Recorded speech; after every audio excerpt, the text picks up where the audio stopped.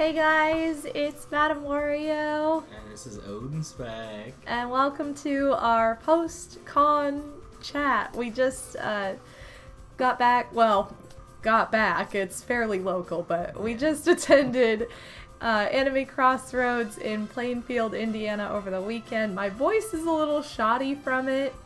I'm not sick necessarily, but I've definitely been like low energy. I think I've just gotten past the point of exhaustion, and so I've been a little run down, but not necessarily like symptomatic of any kind of illness. I talk too much, so I lost my voice. I mean, the thing is, it's not like we were screaming or anything like that. No, but I think it's just my vocal cords are really sensitive anyway. Like anytime if I were to scream, I would lose my voice. If I stay up too late, I lose my voice. If I don't get enough sleep, I lose my... That's just my vocal cords. I have a very thin neck, so I don't know. Anyway, that's my really amazing introduction to this stream. So if my voice sounds funny, that's why. Although I don't really feel like the mic usually picks up the weirdness as much as you hear it in person. I don't know, normally you sound pretty unfunny, so... Wow. But anyway, it was a great con weekend. We had a fantastic time. We have some merch to show off and just some kind of fun little freebies, and just I like to do like kind of a con haul mixed with just talking about different things we did and kind of the experience of going to a convention, and in this case attending this convention for the second year in a row post-COVID, so that's good. And the first time as a guest. And the first time as a guest. I was a cosplay guest this time, which was amazing and so much fun, and it's funny because it was a lot like what I expected it to be. I don't know if it's just because I'm familiar with this con, so it wasn't like, oh my gosh, it's so different than I ever imagined. It was pretty on point with what I was expecting. But there are parts of it that I wasn't expecting to think about, I guess. So I'll talk about that as we get into it, but we're going to say hi to the chat first. So we have Stardev94, Phoenix Warriors, Tim Lauren, Armand 2017, Shawario 22.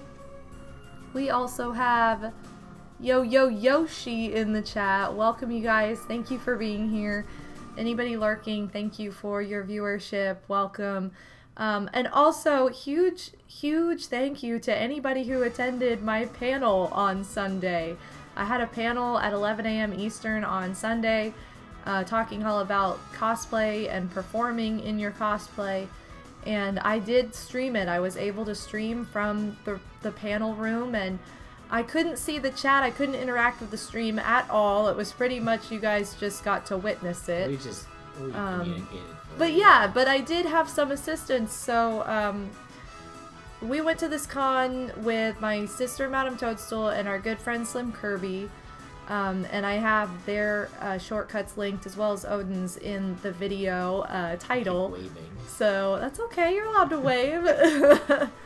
But they were there, and they definitely read off some of what was going on in chat, and actually chat got to participate in the activity I had lined up for my panel. So it was a really fun activity. I love it. Yeah, and that was the part I was most nervous about and thought could flop so easily. I was like, oh, this could be bad, and it was my favorite part. So I was, yes, so good interaction. I was also excited because there were quite a few kids that attended, and I love when like kids attend that kind of stuff because I feel like me as a kid, like everything like this in the nerdy universe is what I love as an adult, and just kind of like blossomed more as an adult. So it's kind of fun to like, you know, see the kids there that are like getting into this, and like, you know, before you know it, there'll be adults running around like having their own panels. So I think it's really cool whenever there are a lot of like young attendees in the room. I think it's cool because, you know, obviously you were recognized as a cosplay guest. You were on the last day, so I wonder, like, if any of them, like, saw you, like, at any point beforehand judging, and there's like, oh, maybe I need to go to that panel. True. Because, you know, like, she knows what she's talking about. Right. It's generally curious because, like, you know, like, yeah, like kids are really gonna take away more. They will. Because it was really a learning experience. Yeah, for sure. Them. So I think you educated really well. So thank you. I appreciate it because when you're in the moment, you never really know how you sound. It's like I hope I sound, I hope I'm not confusing in the way that I'm stating anything, or that this all makes sense. So I appreciate you saying that. But good evening, Scott man. Welcome to the stream. I might be a bit biased though. Well, that's true, but but I appreciate it nonetheless. I think so. I think from an unbiased standpoint, I still think it was good. Thank you. It makes me want to have another panel or a couple panels next year. Like it was so fun just to set up in the room. You need to have a panel too. You were so excited. He was more nervous than I was. I was it so was excited really, for you. really it was cute. But I was dancing as the we were so stream excited. was starting. I was dancing around the room, being goofy. And I think it was a lot of fun. It was a great time for, especially like Sundays. Sundays are always kind of like the day where you aren't sure what to expect because most people are going to attend on Saturday. None of the cosplay guests had any panel on Saturday because that's our big masquerade day. Like the big event is the masquerade, and it's probably the biggest event at the entire convention, I would say. So, and I know that sounds biased, but honestly, it's in the main hall, and it's always like it ends up standing room only, and like it's a very popular event. So like they didn't book us for anything else that day. But on Sunday, people are traveling. They might have to check out of their hotels and get home for like work or school or whatever. So I was really happy with how many people were in the room and like that we had, and it was in the morning too. So, and it was honestly a good time because it's like at checkout time. So if people wanted to go do something like before they left. I feel like for informative or kind of discussion panels, you can't expect like this gigantic audience for it, especially on the last day. It's never like a huge group, like, but that's fine. Like that's just how that goes. With it. Like you gotta like, it's not like you're being graded on how many people are there. So who cares? But whoever's there, that's what they get out of it. I was very happy with the turnout. I was like, you don't know if like 3 people are gonna be there, 2 people, room full of people. So I was glad that we had quite a few people there. So that was nice.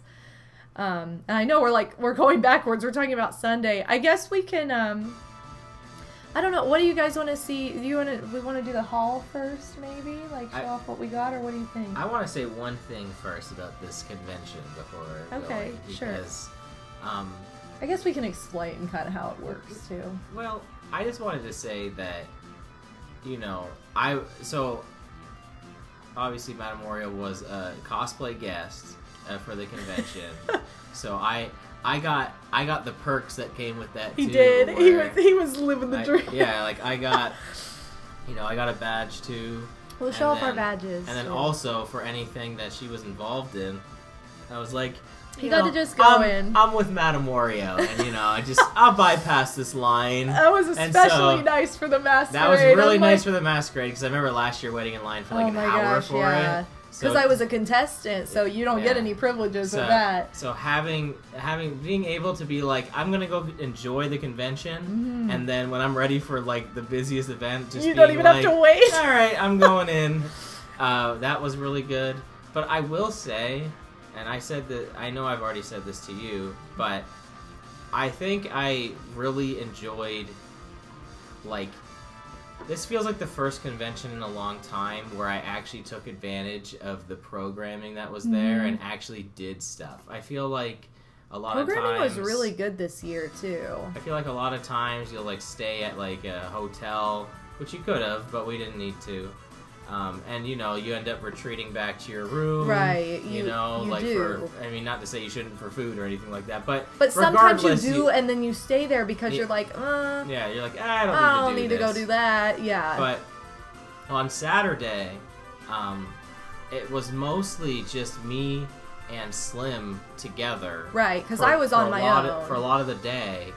And so we just kind of went around to stuff. Like, there was one panel that I wanted to see, but then I was just like, oh, this is going on, let's check this out. Right. And then it was fun. And, it's not like we spent, like, all the time in the dealer room because really, like, how much...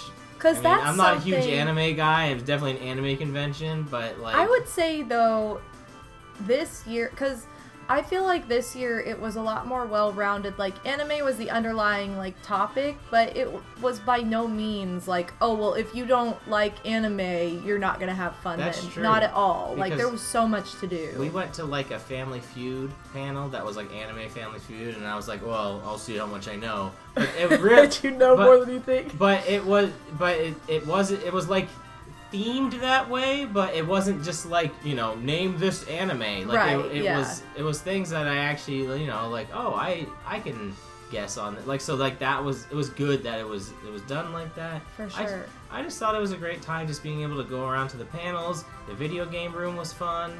Yeah, oh my gosh, the video game room was about 10,000 times better this year than last year. It probably wouldn't work at a large convention because it was still very tiny. It was still small, but there wasn't like because it was kind of out of the way, people wouldn't really go into it. I thought you could, like, it was just the perfect size, though, where, like, you didn't go in and you're like, well, everything's taken, I can't play anything. That's true. And they did have, like, Guitar Hero and DDR set up. That was really nice because that was, like, you know, not everybody's going to have those games at home. You might have a Switch, you might have an N64 or an Xbox or whatever, but you may not have that. Yeah. So I thought that was cool that they had that. It was nice to have the big setups for stuff like that. And they also had, like on their N64, they just had, like, one of those flashcards that has everything on it. So yeah, so like, you didn't have to go and ask like, for a game or anything like that. You're going to have this. And, like, that's great for stuff like that. For sure. I just thought, you know, it was laid out slightly differently this year, but not like, I mean, they're not like the hotel changed because the hotel was the same. But I think it was just, I don't know, something about it it flowed better this year. Yeah, it did have a nice. I didn't know last year was their first time. It was their first time at this venue last year. So I think they kind of learned, like, oh, that was a really bad idea to put that there. Let's shift this around. Because the game room was where the Maid Cafe was last year, and then the game room from last year was the chill room. I never actually went in there. I didn't either. I know, and I'm very opposite of this personality, but I know there are a lot of people in nerd culture that are kind of reclusive, very shy, very anxious, have a lot of anxiety going to conventions. They're introverted, they don't like settings like that, but they want to participate.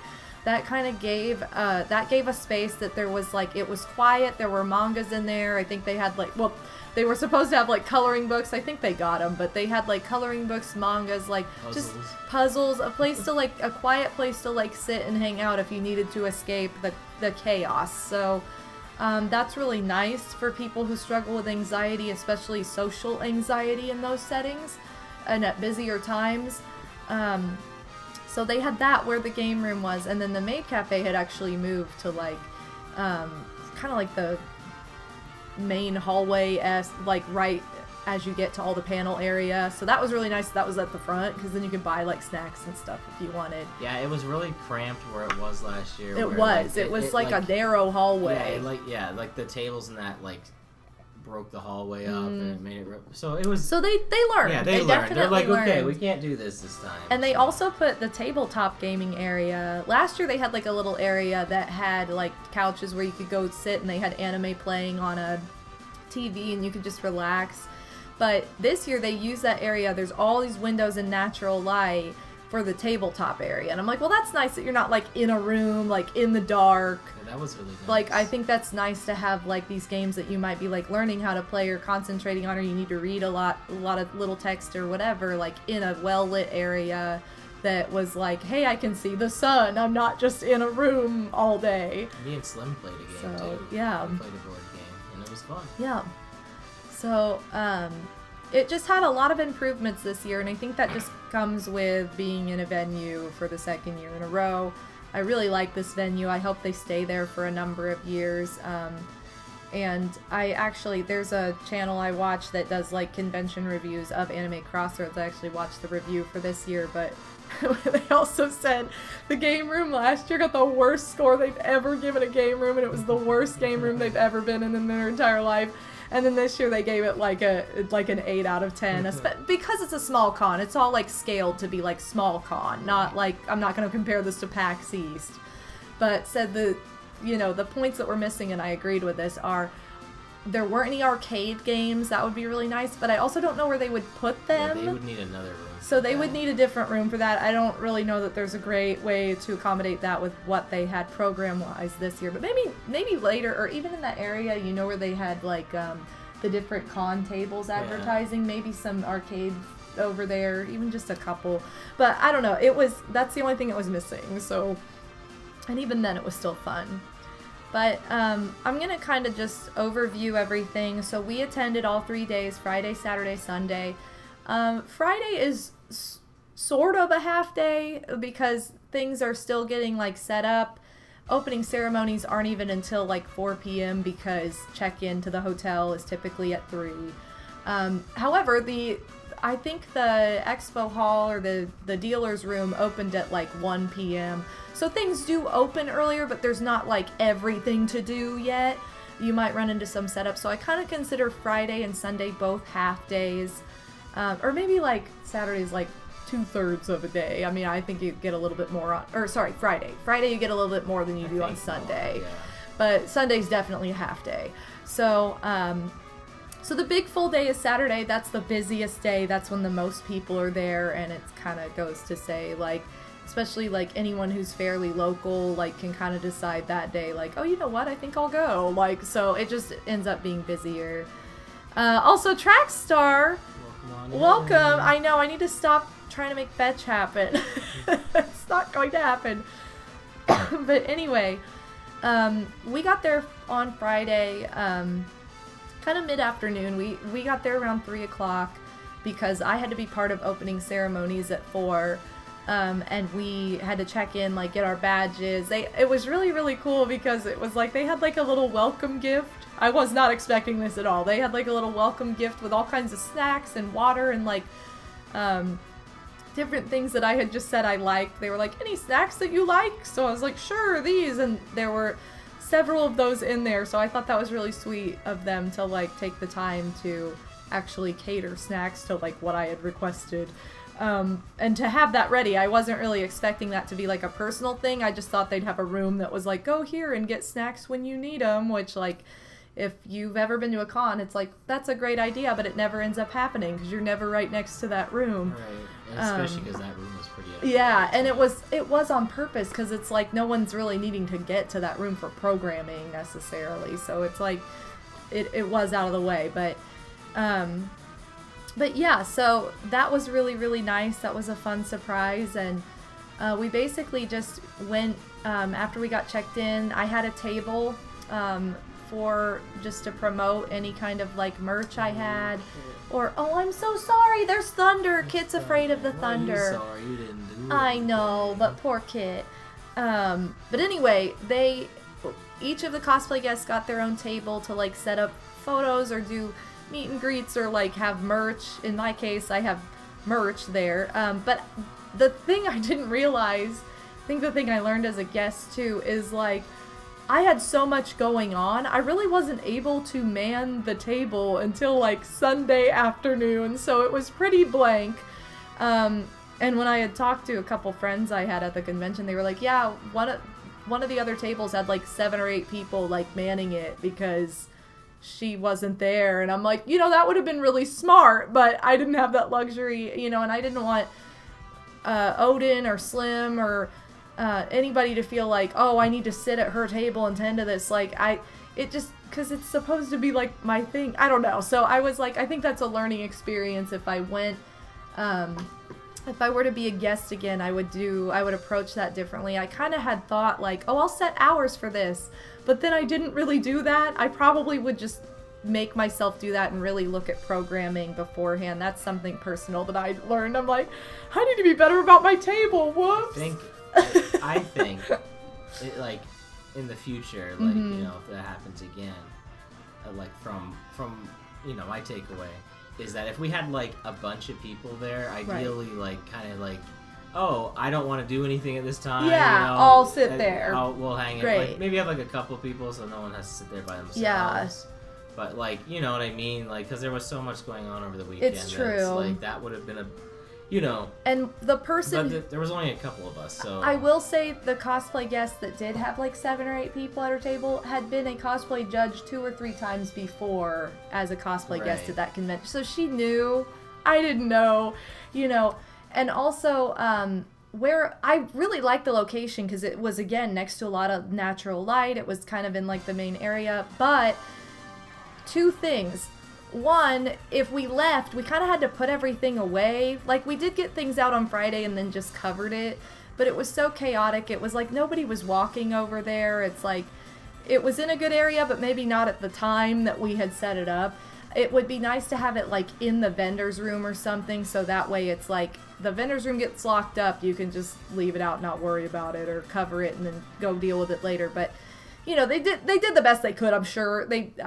I did enjoy where it was. But the other thing was, when we weren't there, people tended to be really rude and just take over the table with their stuff. Like, one time there was a mom there with, like, her 2, like, teenage kids that she clearly didn't want to be there with. Like, she literally was sitting in one chair and had her feet up on another chair. And I, like, went to go, like... mess with stuff under the table, and she just kind of like looked at me like on her phone like, what are you doing over here in my space? And I'm like, you're at my table, can you leave?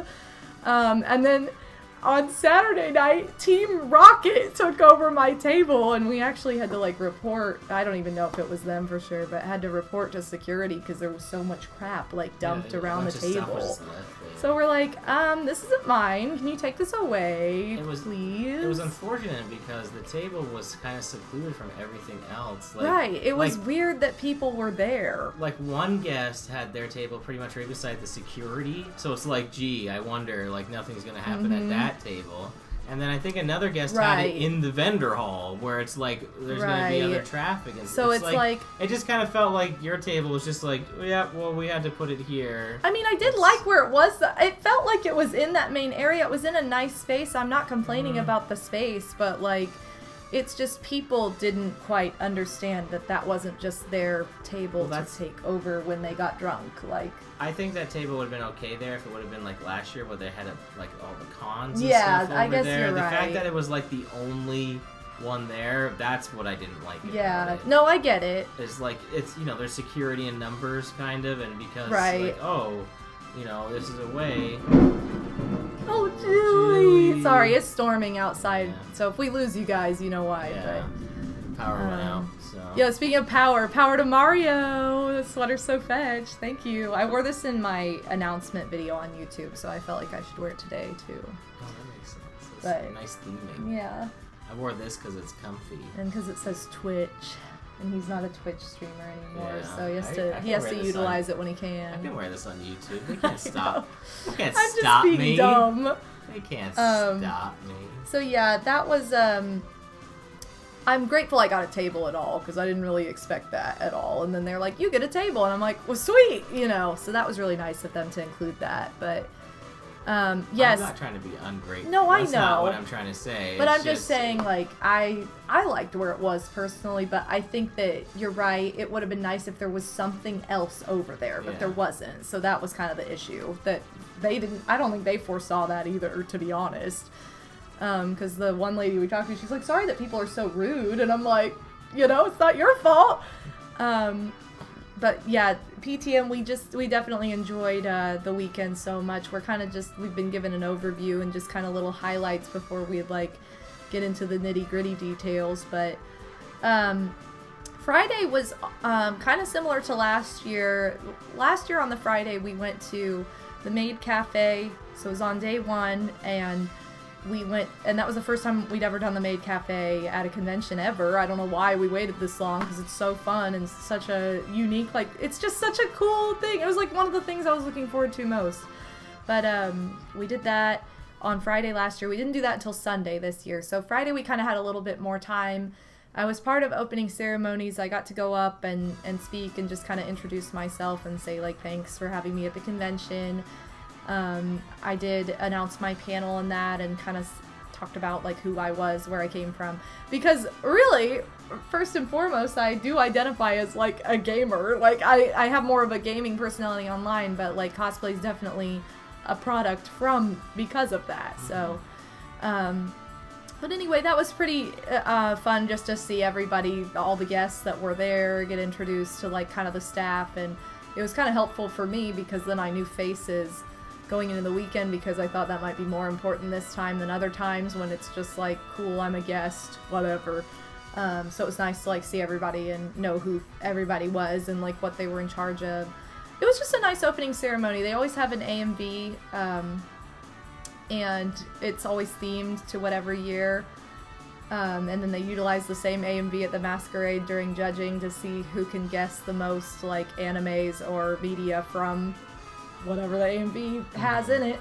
And I'm always impressed with how much I know, and then things that I know are the things people don't guess, so I'm like, okay, I don't understand. Nobody guessed Scott Pilgrim. What the heck is wrong with you guys? I feel like people go crazy on these things. They go on things you've never seen in your life. I'm like, Sailor Moon. Yeah, and they're like, yeah, Dragon you got, Ball, and it's like, how do you guys not know Sailor Pokemon, Moon? you know? They don't know the classics. They don't know them. I don't know. So yeah, you could literally just guess classics and you'd get it. Yo, Pixie, how's it going? You're here for this girl talk. Good, I'm glad. I put that. I made that a tag on purpose. I was like, this is my girl talk with Odie. So yeah, opening ceremonies was pretty straightforward. If you've ever been to opening ceremonies at a convention, it's kind of just to introduce everybody that's there, and then you go on your merry way. After that, we got food because, or maybe we went to the vendor. I think we went to the vendor hall and did like a once-over just to see what was in there. I had to check out the one video game booth that was there. Yeah, and I had to tell the guy running it my Mario Tennis story, which he made fun of me for, but rightfully so, because it is pretty funny. Who gets injured playing Mario Tennis? Anyway, but, so, speaking of my cosplay, on Friday, I was Britney Spears, from her Crazy music video. Like, literally the song Crazy. Her Crazy music video. It was from Crazy. And if you were born in the 90s, you know this. But apparently if you were born, like, after 20, or probably, I don't know, somewhere in the 2010s or whatever, or if you were born after 2000, maybe you don't know this, because definitely would be a cosplay that would do a lot better at, like, a pop culture con. That just celebrates all kinds of different media, because I had 2 people recognize Britney, or say something about it. Maybe more people recognized it, but like 2 people were like, oh, you're Britney. I love that. And I'm like, oh, thanks. But that was it. Everybody else was just kind of like, who? So apparently people don't know Britney now, which is very disappointing. We were at anime. That's true, and everybody was too young. I guess everybody was younger, so they didn't grow up with Britney like I did. On all the anime. There was no Britney Spears I haven't had anime. Britney's music playing. I had it blaring, but it did end up manifesting the ultimate bit from the weekend, and my favorite bit from the weekend, which I'm not even going to say what it is because it's so ridiculous. But so it did good. But yeah, Britney was definitely a woke or a hot take. I don't know why I wanted to say woke. A hot take for the woke take. It was not a woke take. It was a hot take for the weekend. But it was fun to walk around playing Britney Spears music and being Britney for a day. But yeah, we went and got food after that. We came back. We went to... Did we go to a panel that night, or did we just go to the social? We went to the drag race. Oh, yes, that was so fun. We set up my table just to, like, it was kind of like a trial of, like, how easy is this to set up. We set up the table, and then the drag race started in main events. So I went into the drag race. I was like, I gotta see what this is about. And it was so fun. I was like, no, you guys gotta come in here. Like, we gotta do this. And it was a lot of fun. It was a lot of fun. We went to the drag show last year, but we missed the drag race. So it was quite literally, like, they had drag numbers going on, and all of these people are like in their 30s, so I'm like, yes, all the things that they do theme-wise, I get. I understand. I get them. I know it. They're my people. Yay. It's not like weird Love Live stuff that I don't know. It's like, oh, that guy's Sailor Moon dancing to this. There was a guy at the drag show that he did Sora from Kingdom Hearts. Amazing. You know, things that I would know. So, but anyway, the drag race, they like had whoever wanted to come up and dance for their lives, and then they picked 5, and then they had different activities, and the winner got to perform in the drag show the next day. And it could be anybody. You didn't have to be like in drag. You could be in your pajamas if you wanted, which one person was. But it was super fun. They had all different kinds of challenges. I think the Mad Lib challenge was my favorite. That was pretty good. The theme of the whole convention was like under the sea, kind of, which the theme is always loose. I mean, it doesn't really carry everywhere in the con, but they did an AI created Mad Lib of Little Mermaid, and it was quite interesting to begin with, but then we had to Mad Lib words from the audience. Bulbous got in there. I did yell it out, and the person who was picking the word heard me, and then they were like, yes, Bulbous. I was like, yes. But that was really funny. It was just a fun time, and the performances are always so fun and creative, and like, I just love the drag stuff that goes on. But yeah, other than that, the only other thing that we went to that night was the social, which is kind of like a homecoming or prom style dance. Saw a proposal. That was exciting. That happened. I think this is the 3rd proposal I've ever seen at Anime Crossroads. A lot of people propose at Anime Crossroads. So yeah, there was a proposal in the middle of the dance floor, and everybody started screaming. So that was kind of exciting to witness. Wow, that's loud. There goes Julie. So anyway, but that was kind of it. We left. They have a burlesque show in the evening. If we had a room there, I may have gone to like the start of it, but because I had to be up really early for prejudging of cosplay the next day, we went home and got ready for bed and just prepared for the next day. So that was our Friday was definitely probably like the day where we did the least, just because of that. Although, I don't know, I guess we did more than I thought we did. It just didn't feel like that. I feel like Friday and Sunday were pretty well balanced. Yeah, I guess so. Now that I'm thinking about it, they were. I think I was just more nervous on Friday because I was not nervous at all on Sunday. I was in my place, like just happy-go-lucky and just like, oh, this is where I belong by Sunday. And on Friday, I was like nervous for the weekend. Master Starman and Big Zenonia, welcome. Hey. Yo, 2 Canadians walking in. I know. That's the start of a joke, probably. I know, probably. 2 Canadians walk in a bar and... They go A. Yeah, walk into a bar and go A. Really hot. I know. Amazing. We're so funny. Anyway, so that was... That... Oh my god, shut up! You're so mean! That was Friday. Before we get into Saturday, I want to show off some merch. Because I think we should mix it up. So, I'm going to show off...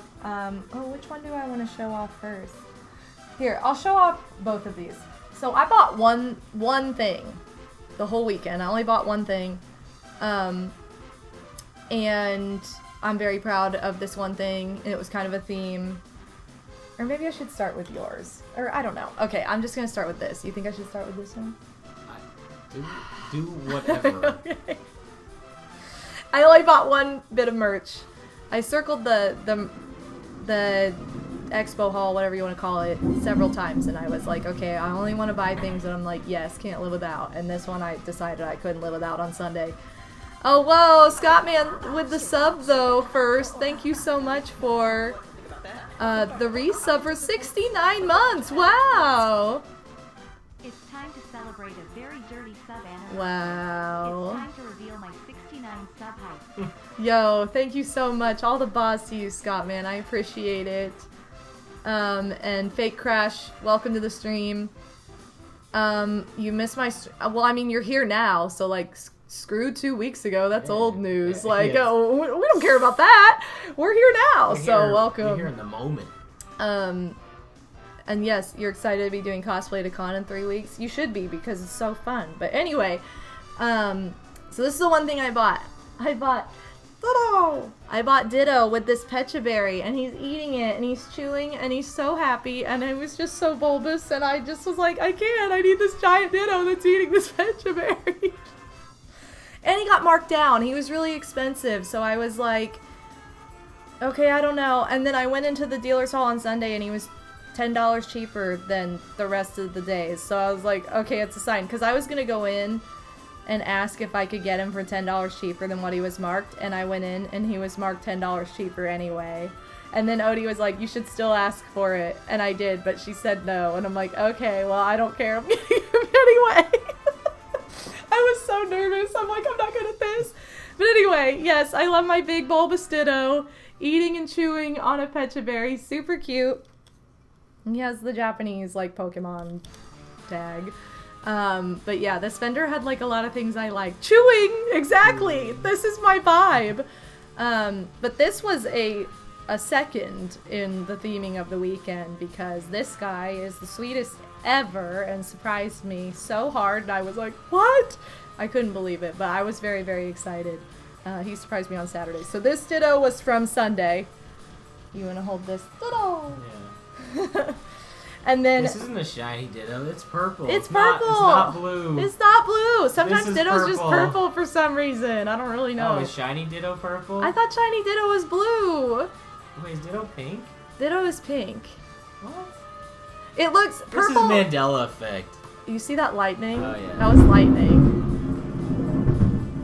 Ah. Anyway, I think shiny is purple. Okay, well then maybe he's shiny, but he came from the convention PTM. He's from Anime Crossroads. I'm gonna hold it like this. Yo, it's Big Bree! Bree Hawk, let's go! Oh my god, the thunder is so loud. I'm so sorry. I have no control over the volume of the thunder!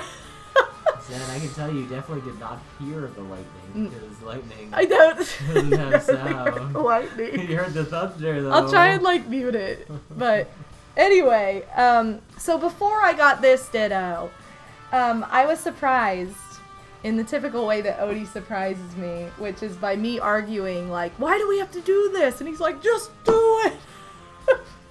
We were gonna go to the vendor hall. I was on like, I need to go to Saturday. the vendor hall! This And he's was- like, no. This is after you did your judging. This and is after stuff. prejudging. So I hadn't seen her all day. I was prejudging for 4 hours. Yeah, and so, you know, I had already been to the vendor hall and maybe bought a couple things, and I didn't know this. and then, you know, MT shows up and she wants to go to the vendor hall, and so does Bobo. And I'm like, yeah, but you should probably come to the car first. And I'm like, I don't need to go to the car. And no. I'm like, yes, you need to come to the car Like, first. well, and I was like, I don't want to go to the car. And you're like, please come with me to the car. I'm like, okay. Because I don't want her to go to the vendor hall and try to buy the thing that she'd already talked to me about. I don't want her to go there and then for me to have to be like, well, you don't actually need that. Like, I was like, no, we're not having any of that. I'm Just really bad let me at show you letting him first. surprise me. This is the same thing that happened when we got engaged. I, like, argued with him about, like, why do you need your backpack walking around? Whatever. Anyway, so this is what Odie got me. I'm so excited for this. He also got me Ditto, but it's a backpack. It's a big, bulbous backpack. I have all my stuff from the weekend shoved in here, so, like, everything I'm going to show off is in this Ditto backpack, which I'm going to proudly wear now that the convention's over and I can, like, switch my purse out, because I had a purse to match every cosplay. But yeah, he's so cute! I was like, oh my god, double Ditto! So Ditto was the theme of the weekend. I got a Ditto backpack, and I got my Ditto chewing a Pecha Berry. So yes, I can now wear him proudly, and I'm very excited. But I needed to show this to you guys, because all of my other stuff that I'm going to show off is in here, including this incredibly sweet gift from Odin's Pack. It's a Ramune Psyduck. I'd never heard of this before. Apparently it's a line that only was released in Japan. And I looked it up online, it's like super expensive, and he got it wasn't cheap, but he got a great deal on it at the con for what I've seen. But it has a little Pac-Man eyes. It's like so cute. I love this little Psyduck. So, I just thought, like, the Ditto bag was it, but then he had this, you know, something sticking out, and it was this little Psyduck, and I was so surprised. Thank you so much, Odie. I love him so much. I love both of them. You pog duck. So, we're so dumb. Anyway, pog duck. Oh, so yeah, I got my this is Goofy the jam. Psycho Soda Refresh Psyduck. Got him. You did. You did get me. Did I say I said hi to you, right, Turn of the Drew? You didn't. I said hi. Hi, Turn of the Drew. And then you just ignored. I'm and sorry. I was like, I didn't mean I was to. like, maybe there's some bad blood or something. I'm like, I'm gonna move on. Oh. I'm just bugging you. I know. It's okay. Well. You said hi now. And then Yow Control. Yow? I probably said it wrong. I'm so sorry. Thank you so... Hold on. Please tell me how to say your username.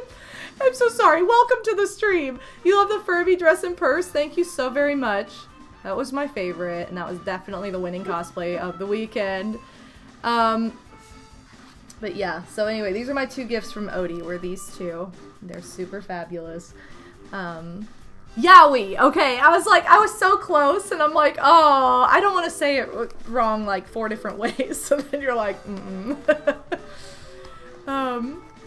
so anyway, Saturday, I was in prejudging from, we got to the convention at like 9:15, I think, somewhere like 9:30ish, and I had to start prejudging at 10, so I basically just checked in and said, okay, bye Odie, bye Slim, and they went and did their own thing while I prejudged for 4 hours, which, now that I say that out loud, I'm like, wow, that was 4 hours? It did not feel that. It felt more like 2. Like, that did not feel nearly as long as it was. It was a really nice setup. They had we were basically locked in a room. It was kind of funny. They joked about this at opening ceremonies. They're like, yeah, these are the cosplay guests. We're going to lock them in a room for hours tomorrow. And I'm like, yep. But wow. Did I learn a lot? Just, you know, I know the kind of cosplays I make, which are mostly like needlework. Obviously, like I sew, I crochet, I do a lot of needlework and things with fiber art. But just seeing like the different ways in which people have made weapons, people do a lot of 3D printing. I don't have a 3D printer, but like just the ways in which they make things is like crazy. How different people do things. And the different sets of skills that everybody has, like, wow, I wouldn't even know how to do this, but then, like, they wouldn't know how to do what I do. It's just, like, crazy. And everybody's so nervous and so, like, passionate, and it's, like, it's fun to be on the other side of it, because then you're not nervous at all. You're just like, all right, tell me about everything. But to, like, actually go in and judge and fill out the score sheet and everything was pretty surreal. And it was really tough because every con year is a little bit different. What I would have liked personally this year is I wish we could have had like a top 3 per division, but we only had 1 award. So some divisions were like, wow, there was so much talent, and it came down to 1 point, quite literally 1 point between like first place, second place, third. Like I mean, they were just so close. And I think the side of it I didn't expect and I didn't really think about beforehand. It was like, oh my god, like if somebody like put all this time and work and then they don't win anything, like I'm like, am I the person like responsible for them maybe like crying tonight in their hotel room or something? Like I was so like emotional and like kind of tough to, that was like a tough pill for me to swallow on the other side of it that I didn't think about. Like, oh, this can be really disappointing for some people. But you know, it was so tough, and I did have a couple people reach out to me for feedback, which I gave, but I also was like, hey, one thing I'm going to do for my feedback form for ACR is ask for more awards for next year, because it was tough, and it's different every year. Like, I've been in years where they've given out, like, subcategory awards, like Best Prop, Best Wig, Best Overall Concept, you know, just different things, but it was really tough with just, like, 1 per category. It's like 1 Journeyman Craftsmanship Award between like 30. That's a lot. That's like insane. So people were like, what, you know, I had people like, is there something I could have done better? And I'm like, okay, if I really, it came down to nitpicking, and if you want me to nitpick about one thing, this is what I would do. But it honestly came down to a point, because we had 1 award and you were in the largest category. Like, and it was really really tough on that end of the spectrum, because it's like, wow, so much work has gone in. But yeah, it's just it's different every year, because it's just different what they get. Like, they only had so many trophies, obviously they have to work with it. And And I have 2 score sheets as examples that I was going to go over, like, when talking in a bit. But why don't you talk about, like, what you did on Saturday afternoon? Because there was a time when we were not together, so I was just prejudging this whole time. That was that time where I had to figure out what to do with Slim. No, it was fun. Like I said earlier, you know, I'm not huge into anime, but I think the programming was very, like, diverse. Like, there was a lot of different stuff that made it fun. You know, the first thing I remember doing was going to the vendor hall and buying that Ditto and Psyduck. That was the very first thing. Ooh. Because, you know, I wanted it to be there, and you definitely had mentioned wanting it. I and did. Didn't want it to be gone, so I was like, alright, I better go buy that now. So I did that. Better go buy something for my wife. And then you know. I went back to that game booth that I was eyeing from yesterday, and I was talking up the guy yesterday, and I was like on the Friday, and then I was like, all right, so it was funny because, like, most of the, like, a lot of the games that he had out on the table, they were all in a case, and you couldn't see the prices on anything, and you know, I was under the assumption that a lot of it was, like, you know, harder to find stuff in the case, but really it was kind of more just, like, if it was popular, too. Right, yeah. And so, and he was joking, like, yeah, you gotta talk to me about the prices, yeah, like, that's how I get you.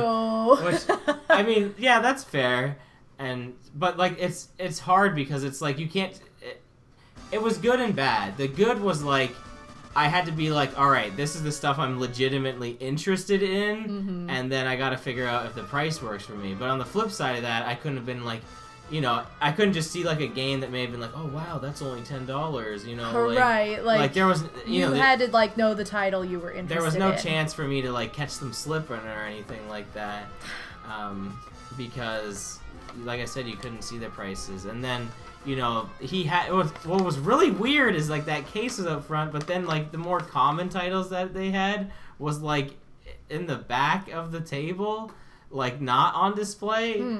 They weren't locked or anything, and he's like, yeah, you can come on in here and look at them, you know, because I talked him up, obviously, so that's how I got the exclusive access to the table. And, you know, I had seen some stuff there.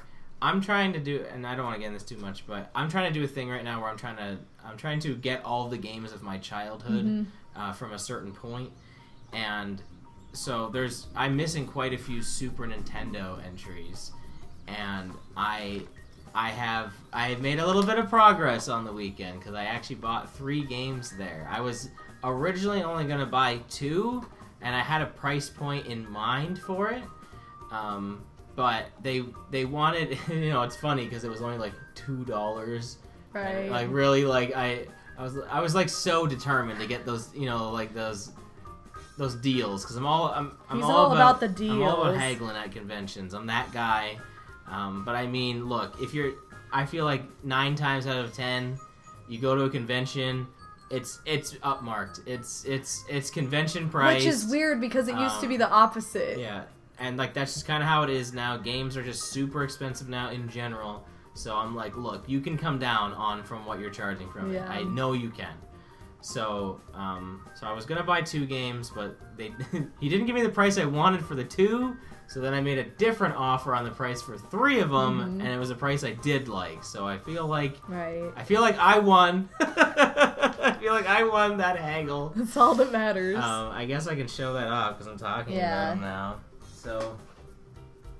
So here's the bonus game that got added to the list. Here, I'll pull. Which was basically an extra $5. It was $5. Is NCAA basketball, which is a game my brother had, but I consider it a childhood game. I definitely have memories with it, so I have that one. So they wanted 5. The price ended up adding like 2 or 3 extra bucks, so I kind of consider I got it for that, maybe. So I'll just say I did. And then the second one I got was Wizardry 6, or I think it's 5 actually. Heart of the Maelstrom, which is this really obscure RPG series. And definitely good memories with this one. Honestly, I don't know if my brother still owns this because I had actually talked to him about maybe getting some of his games. That's not the one where you run into the wall and it's like, ow, It ow. is the oh, one it is where that one? It is the one where you run into the it's wall the one where and it's like, ouch, ouch, yeah. ouch. You've shown me that before. Yeah, so I got that. Zen. Yeah. Well, she's going to know all of these. Yeah, Zen's going to know them all. Yeah. So Nonius knows. And then the big win, and what's really cool about this one here is that it's actually the gray cart, because we had the gray cart of this, and I learned at the convention that the red cart is actually more common because it was like the first release of it. Isn't Zelda like that? Like Ocarina of Time's more now rare? Ocarina of Time, the gold cart is actually worth more because it is. like I thought it's like it was more common. It was the pre-order, and it's a different version that they don't release anymore due to some like religious thing that was in the they actually had to change it. Yeah. So it's actually like sought after because the newer version's like on everything else, but that version's only that gold card. But I mean, there's nothing different about this one. But so this one is Spider-Man Venom Maximum Carnage, which is a beat 'em up that I've never beaten. It's really, really, really hard. But this is more of an expensive game, and you know, so I was like, they wanted 50, I think, for this. I took the tags off I earlier. think they wanted 50. It said 49 or something on it. Yeah, I think they wanted 50 for this, 20 for Wizardry, and 5 for NCAA basketball. So that's like 75 total. And I got them all for 65. So it's like, you know, I got $10 off. You know, I really wanted just this and Wizardry for 60, but they, you know, they were like 62, whatever. Right. And I was like, no. I'm like, no, that's not, we're not doing no $62 deal. No. So anyway, so I spent 65 on the games. I think it's fine for me. I think that's fine. I don't think it's anything. 65 for all three is pretty good. Yeah, the two of them had like $45 price tags. Yeah, and I mean, like, you know, on price charting, you know, it's not like I didn't make a huge score on these. It's not like I like saved. But like you got them, and you got to pick out like the cart, like, and it wasn't like pooped on or whatever. Yeah, that's the thing. So. The carts were in good condition. The one was written on, but I got it off. You could get it off with if you guys ever get a game that has like permanent marker on it. And it wasn't on the especially label either. Yeah, especially like an old game. If you get like a Magic Eraser, like Mr. Clean Magic Eraser, even the dollar store like version, that takes it right off. So and it was on the back label, but it didn't hurt the back label at all. So, and you're right. I don't know they were pooped on. That is true, Bree. But yeah, you know, I mean, we don't know. You gotta take the chance. But they don't look that. like they were pooped on. They didn't look like it. You know, last year I had purchased a couple of games there, and I was like, you know, I don't go to conventions often enough. So what's up? No, that just reminded me. I meant to wear my Milk Tank bracelet that I had on all weekend, and I got the little charm at that stand last year. There were no little cheap Pokemon charms anywhere this year. I was so sad. I was like, oh, I was going to make jewelry out of them, but I didn't find any, so sorry, guys. Anyway. I was just going to... Julie. Oh, Julie came back. Hi, Julie. I was just going to say that, like, you know, I bought a couple of games last year. I got ActRaiser and Metroid. ActRaiser is a game I grew up with. Metroid, not so much, but, you know, it's a classic. And, you know, I probably spent, you know, in a similar kind of, like, I didn't make a huge deal or anything like that, but I paid You did get a deal, though. I did, but I'm saying it's not like I, like, saved all this money or something like that. But I feel like it's good to go to a convention like this because, like... Gaming is not the main thing, so like it's not the main thing. So I felt like I you know I wanted to support my hobby, but also it's just like a lot of whenever we go to game stores, you know, like they have like tons of stuff I don't care about, and then they'll have like 3 things, and they'll be like super expensive. So for them to have so much of what I actually wanted to have, like that I was actually interested in, And I was like, you know what? I'm trying this thing right now, so I'm just gonna go for it. Right. And so I was fun. I feel you good came about out my with purchase. 3 games, Yeah, so that's exactly. pretty good. And I'm actually, I really want to play Maximum Carnage for sure. Wizardry I'll probably hold off on. Probably NCAA basketball too, but I still want to own them. Right. So. I'm gonna flip back to me, and then we'll flip back to you. No, I'm so. sorry. No. You're good to show off your merch. Okay. I'm just saying I think this is good, like bouncing back and forth, because it's like it gives it some variety. Checking out the merch. She is. Yeah, the weird ones then, like the weird Grimer. I made earrings out of the 2 Shroomish that I got last year, and I made a bracelet out of my little mill tank, and I did it on stream. I made candy bracelets on stream, and I was like, guys, if I find more at the convention, I'll make more on stream, and I didn't find any. Nobody had them, so. Julie, you're so sweet. Look at you. I had to put Jilly on the camera. Julie's so sweet. I'm sorry. I'm taking away from you. Yeah, there were none. No, it's okay. It's just me belly aching about how they didn't have any knockoff Pokemon There's charms. always one of those I know, and not one booth had any. I was surprised. So. But I want to show this off now. I want to show off our badges. They both look exactly the same. They both have my name on them, so Odie got to be MadameWario for the weekend. True.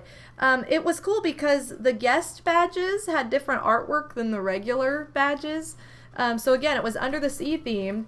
So the guest badges have the merman, the very sparkly merman on them, whereas the regular like attendee badges had a mermaid. So that was kind of cool. They also had these ribbons you could put on your tag that said your pronouns. That was really, really nice because there was actually like a group of people I met last year, and like, again, we grew up in the 90s. Like, pronouns weren't a thing in high school. They weren't a thing in college. It's a fairly new concept, like, I would say within, like, recent years.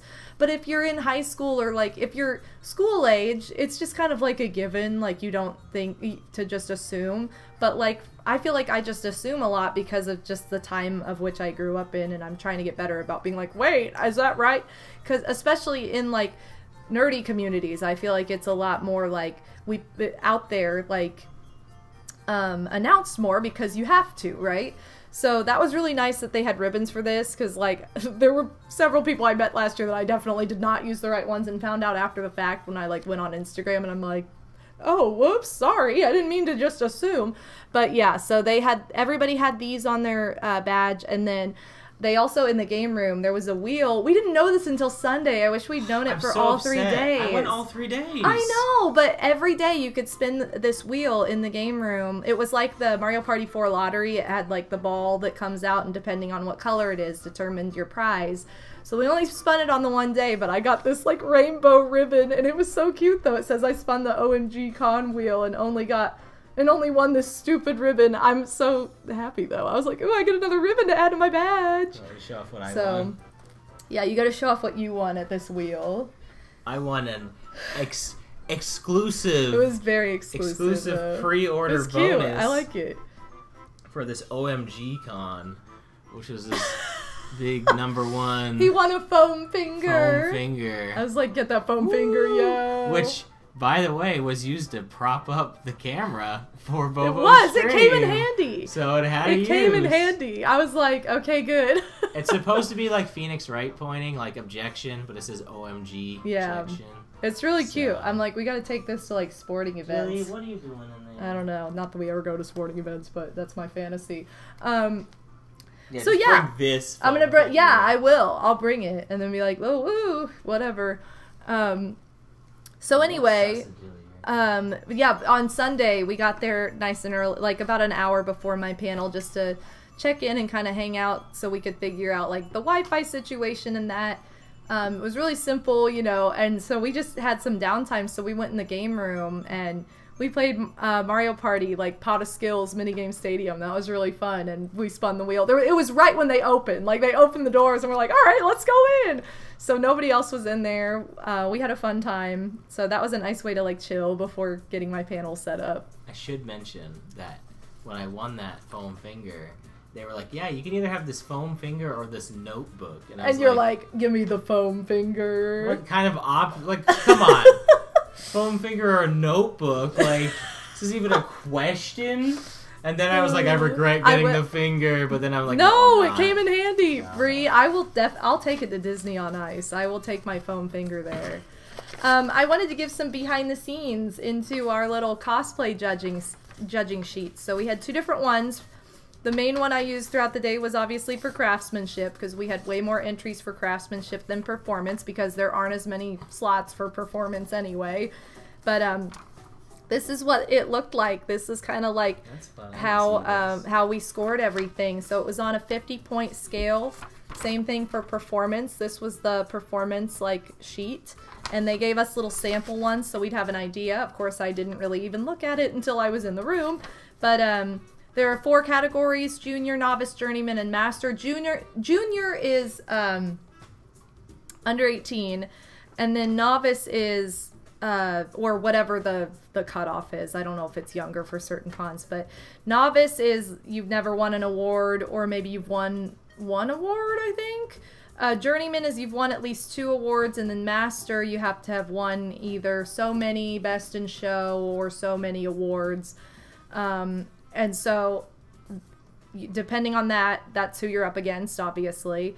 So we had, like, the name of the cosplayer, the cosplay title. I kind of want to do, like, a behind-the-scenes, like, what you should do when you go in the room, because so many people walked in for their prejudging, and I know you're nervous, but I feel like the first thing you should do is be like, hi, I'm MadameWario, and I'm cosplaying as Furby. This is what I did. But so many people, it was like, hi, and then it's like, are you so-and-so? Yes.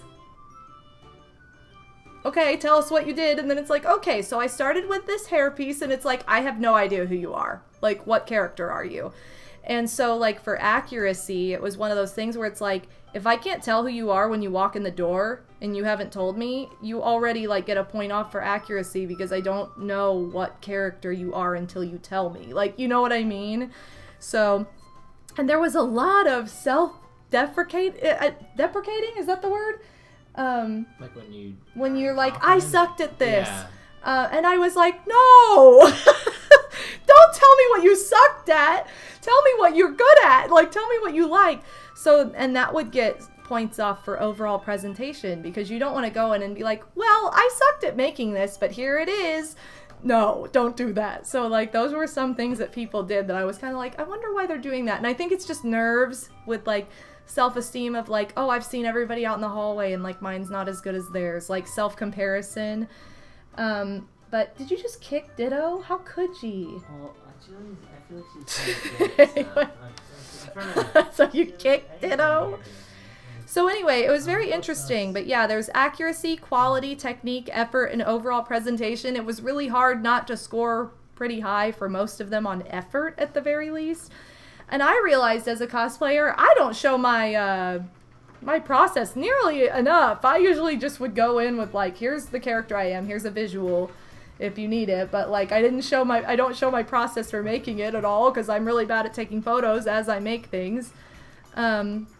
So yeah, that was interesting. I learned, I was like, oh, this is what other people do? I should have been doing this. Like, kudos to them, and thank you for teaching me the right way to do this. Whoops. So it was kind of funny, because, like, I'm more in the performing realm. Obviously, I'm a huge, like, crafter, and, like, craftsmanship is big, but I feel like with performing, I have a leg up more so, because there's not as much leeway in, like, oh, there's just so many different ways to make things. So... And then for performance, we had originality, showmanship, technique, effort, and overall impression. I'm a lot harsher on performance, I think, as a judge than craftsmanship, because I know how important it is that, like, if you're going to invest hundreds of dollars into making a cosplay, you can invest, like, $100 for a month to taking a dance class once a week before you get up on stage and, like, pretend to dance. Like, you know what I mean? So it's like, I'm a lot harsher with that, because I have, like, a whole lifetime of, like, no, I know the effort and that you put into that, you need to put it into that too if you're going to put it into your other skills. So that was probably the one that I was a harsher judge on, but still I did advocate to bump 2 people to different categories, because I thought they deserved them, and we did that collectively as judges, and I was very proud of those people. So yeah, that's a little bit of behind the scenes of the judging process, and then we showed off the badge and everything. And I feel like, oh yeah, here's I saved my reserved sign from my table. Oh, that's fun. I kind of want to make, like, a scrapbook page of, like, the schedule with my panel on it, like have this in there and have a couple other things in there, and then like laminate it so it's something I can like look at and remember, because it's like my first time being a guest, so I want to have like a memento. Speaking of, there's the schedule.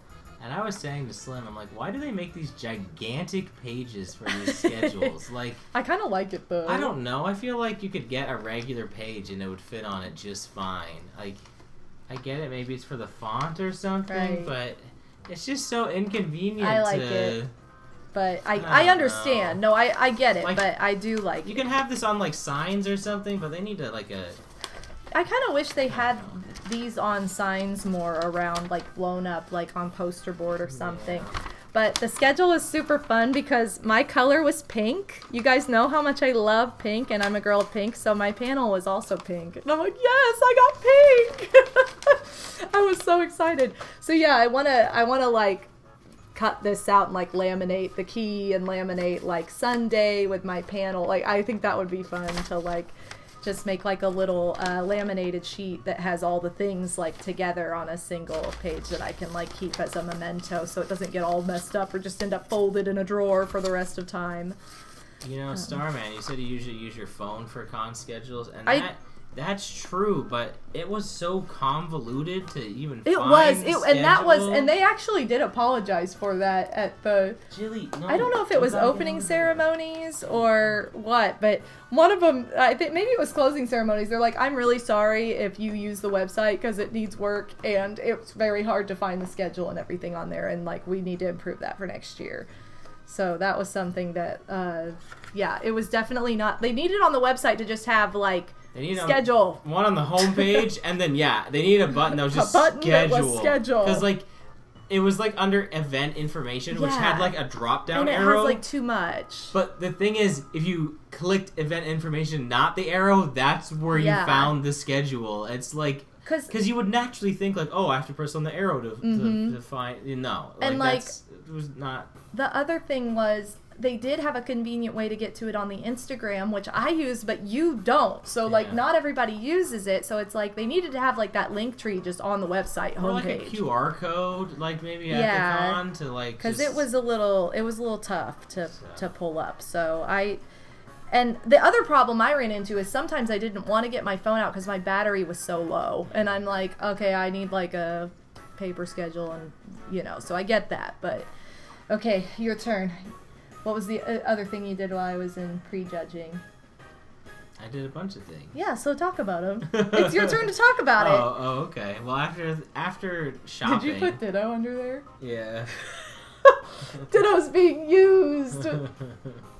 You know, Jilly still tried to crawl over the cables. I know, but look at her now. She's just staring over there. It's because she wants over there, and it's, like, dangerous. Like, because I don't want the power to something to happen. Hold on, I'm going to interrupt really quickly and say that for my dessert at the Maid Cafe, I chose chocolate Hello Pandas, which I'm obsessed with, and I'm going to open now and eat, so. There's already one open. Why are you opening these? I don't know, because There's literally an open box. Well, then I need to go get the open box. Okay, you start talking, and I'm gonna get the open box of Hello Pandas. Look, we both got chocolate Hello Pandas because they're the best. If you've never had these before, they're like EL fudge cookies, except they're like little mini bite size, and they're so cute. Surprisingly pretty good. They're so good. So that was our dessert from the Maid Cafe. You got to choose. There were a bunch of different ones. We just like the same thing. Yeah. She wants me to talk about all this stuff so she doesn't hear it. This is the secret. This is the secret talk, guys. I'm gonna wait for you to come back. He's so funny. I am. I'm hilarious. I know. That's because you wear glasses. That's it. That's all it takes. Ew, what's that? What's what? Oh, it's a little bat. It's a little bat. A little bat sticker. Why'd you say ew? I thought it was a gross thing. Look, it's a little bat sticker that was on the floor. Where'd that come from? I have no idea. Batman. Batman was in here. Okay. After going to the vendor hall. I don't know if this is the first thing we ended. I think we went to the game room. Yeah, we went to the game room, I think, What'd you play? And we played... We were going to play... Oh, we went to the game room on Friday, too. Yeah. I didn't talk about that. No, I didn't say what we played. We played Mario Kart 8. Yeah. And we played Mario Tennis, and I was so happy. And it was like the longest game of Mario Tennis, because it came down to a tiebreaker. Yeah. And I lost. You did. Anyway, continue. But no, we went, me and Slim, this is just me and Slim, because MT didn't get there until around the time you got out of prejudging. Well, she didn't plan to. She was planning to come, like, kind of mid-afternoon. Yeah. But, no, I'm pretty sure we went to the game room, and we played, we were going to play something on the N64, but they didn't have it out. Like, it was put away. They had moved it that next day, too, so they, maybe they just had people request other systems. So, it was a nice setup, but we played, so they had Super Smash Bros. Melee with not all the characters unlocked, so we played that. And then we were like, hey, you want to play Smash Bros. Ultimate? So we played that. So we just played Smash. Played a bunch of Smash. Like, we could have played anything else, but we just played that, I guess. And then we didn't spin that wheel that we, or the prize thing that we could have done any of the days. Which is... To be fair, like, I guess when it's busier in there, they're trying to, like, guard the games a little bit. I know. And, like, nobody was over there. Oh, well. But, no, so, yeah, we played a bunch of Smash Bros, which was really fun. And then we headed over, we went to the tabletop area, and then we played this board game that was called Boop. Which, it was a cat board game. It was a cat board game that, the best way I can describe it, it's like tic-tac-toe meets checkers, where you have to try to line up three kittens together, and then when you line up 3 kittens, they turn into cats, and then you have to line the cats together to win. But there's more. They kind of move. They boop each other out of the way. The board is a bed. You put it on top. So cute. The bottom of the box flips over, and the sheets are like the sides of the box, and then like the top of it is the board. It was really cute design. Right. But it was a lot of fun, so we played that, and then we went to anime. Did I talk about this already? Anime Family Feud. I didn't talk about You this. just mentioned that, like, you went to it and it wasn't all anime. Yeah. It wasn't. It wasn't all anime, which you'd think it would be. But like, they had stuff about the convention. They had some video game questions. One very questionable video game question. And then, but no, it was a lot of fun. I was like, I felt like I could actually, like, if I had been up there, I could have actually, like, been a decent contestant, which was really nice. And I feel like anyone could have been. Yeah, which is, like, so that's good. Which is definitely how you want it to be. It definitely made me think about, like, how competitions like that work when you kind of have a audience you're not sure of. Like, you know, like when I did, like, the video game Family Feud on SGM, you know, I knew the people playing. Right. Like, I knew my the audience. But I think it definitely definitely got me in a different mindset of, like, how to broaden a game appeal for an audience that you don't know who your audience is. And I think that was a really good takeaway. I think that even if you have something themed a certain way, it doesn't mean that it has to specifically be about that. Like, you can still have it be kind of loose where, like, anyone can participate. Yeah. So I thought that was a really fun panel. And then after that, we got some food. And then I think we did... Oh, yeah, we went to one other panel before I think we met up with you, which was, like, this Final Fantasy IV one. Yeah, because that had just started when I got out, and I called you, but you didn't answer, so I was like, well, he's probably somewhere loud, or, like, somewhere where he can't. I texted, and I looked... It was funny, because I looped around. They were just letting in everybody for the drag show. Drag race is on Friday, drag show... And that's like a little competition. Drag show is just literally a showcase of a bunch of different, like, drag performances. But that had just let in everybody that was in line for it. So the drag show was just about to start. And I was looking at the schedule and I'm like, I want to go to the drag show, but where the heck are they? And I, like, peeked in I thought about the vendor hall and I'm like, no, they would have already done that probably. And then I'm like, I know where they are. They're at Final Fantasy IV. And sure enough, there they were. I know, but it was funny because it just happened to be at that time. So I went in there, I stopped by to say hi, and then I was like, okay, I'm going to the drag show. That's what I want to go to. Well, what's funny is that the guy that was running the Final Fantasy IV panel also ran the Family Feud one, and he ran, like, a ton of panels over the weekend. And we'll talk about probably at least one of them. Yeah, we'll talk about the one that I was excited about because I won. And that was a fun one. But The Final Fantasy IV one, it had a really, I think it kind of had a rough start. It did, because when I went you in there, got it was there, like... you're like, is this kind of it? And I was like... It was just like game synopsis, and I'm Yeah. like, why is he telling you guys the game synopsis? Don't you already know this, probably? But literally, I think it was, I guess, it was to like introduce new... new... Yeah. But it was still kind of I don't a little know. too It was a much. little slow. I was like, okay, critique, but... But literally, as soon as you left, it turned into more of an open discussion about different elements, talking about different Final Fantasies, and it was just a fun panel because, one, it was like... I wasn't expecting a panel like that at Anime Crossroads because they're... The closest video game thing there's been there is Pokemon. Right, for sure. So, like, for them to actually have Final the biggest Fantasy... video game thing there. Like a retro, RPG from the 90s. Fire Emblem tends to be kind of big there, too, though, I would argue. But, I mean, it's definitely more, I would say, anime now, I would say. I know, but I'm just saying that tends to be more popular at ACR in general. Sure. So for them to have a Final Fantasy panel, I was like, well, I gotta check it out, like, regardless of what it is. And I ended up, asking some questions and that, and I had a good time with it. That's honestly. good. The fact that you guys stayed the whole time, because it was at the exact same time as the drag show, it was the exact same length. So while they were at that, I was at the drag show, and I was kind of waiting for Toch to get there too, because she wasn't there yet, and it was right at the front where she would walk in. So it was like as soon as it ended, she walked in the door. So anyway. But I don't have much more to say on that. I was gonna talk about the drag show. I was gonna say just like because after that is when I met up with you guys, so that's because I was like, you're missing some good stuff over here. So the drag show always has like hilarious concepts that I love. Like last year, somebody danced to the song that's like level up, level up, level up, level up, level up, and it was all Disney Dreamlight Valley themed, which was so clever. And so hilarious because literally all you do is level up your friendships in that game. So that was fantastic. But this year, I think the first performance I walked into, oh my gosh, it was such a good one. And now I can't remember what that very first one was. But the one right after, I think maybe the first one I walked into was Ghostbusters. I don't remember. But there was a Ghostbusters drag. There was also... It started out with I've been having these weird thoughts lately. And I'm like, oh my god. Like, me and the person behind me were both freaking out. And then the guy walks out in, like, the black coat, like, with... You couldn't see the Keyblade, but then he just... Yeah. He did not do that. Hey, Slim! Slimbo! Shout out to Slim Kirby. But he walked out with the coat, and then he whips out the Keyblade, and then did a whole...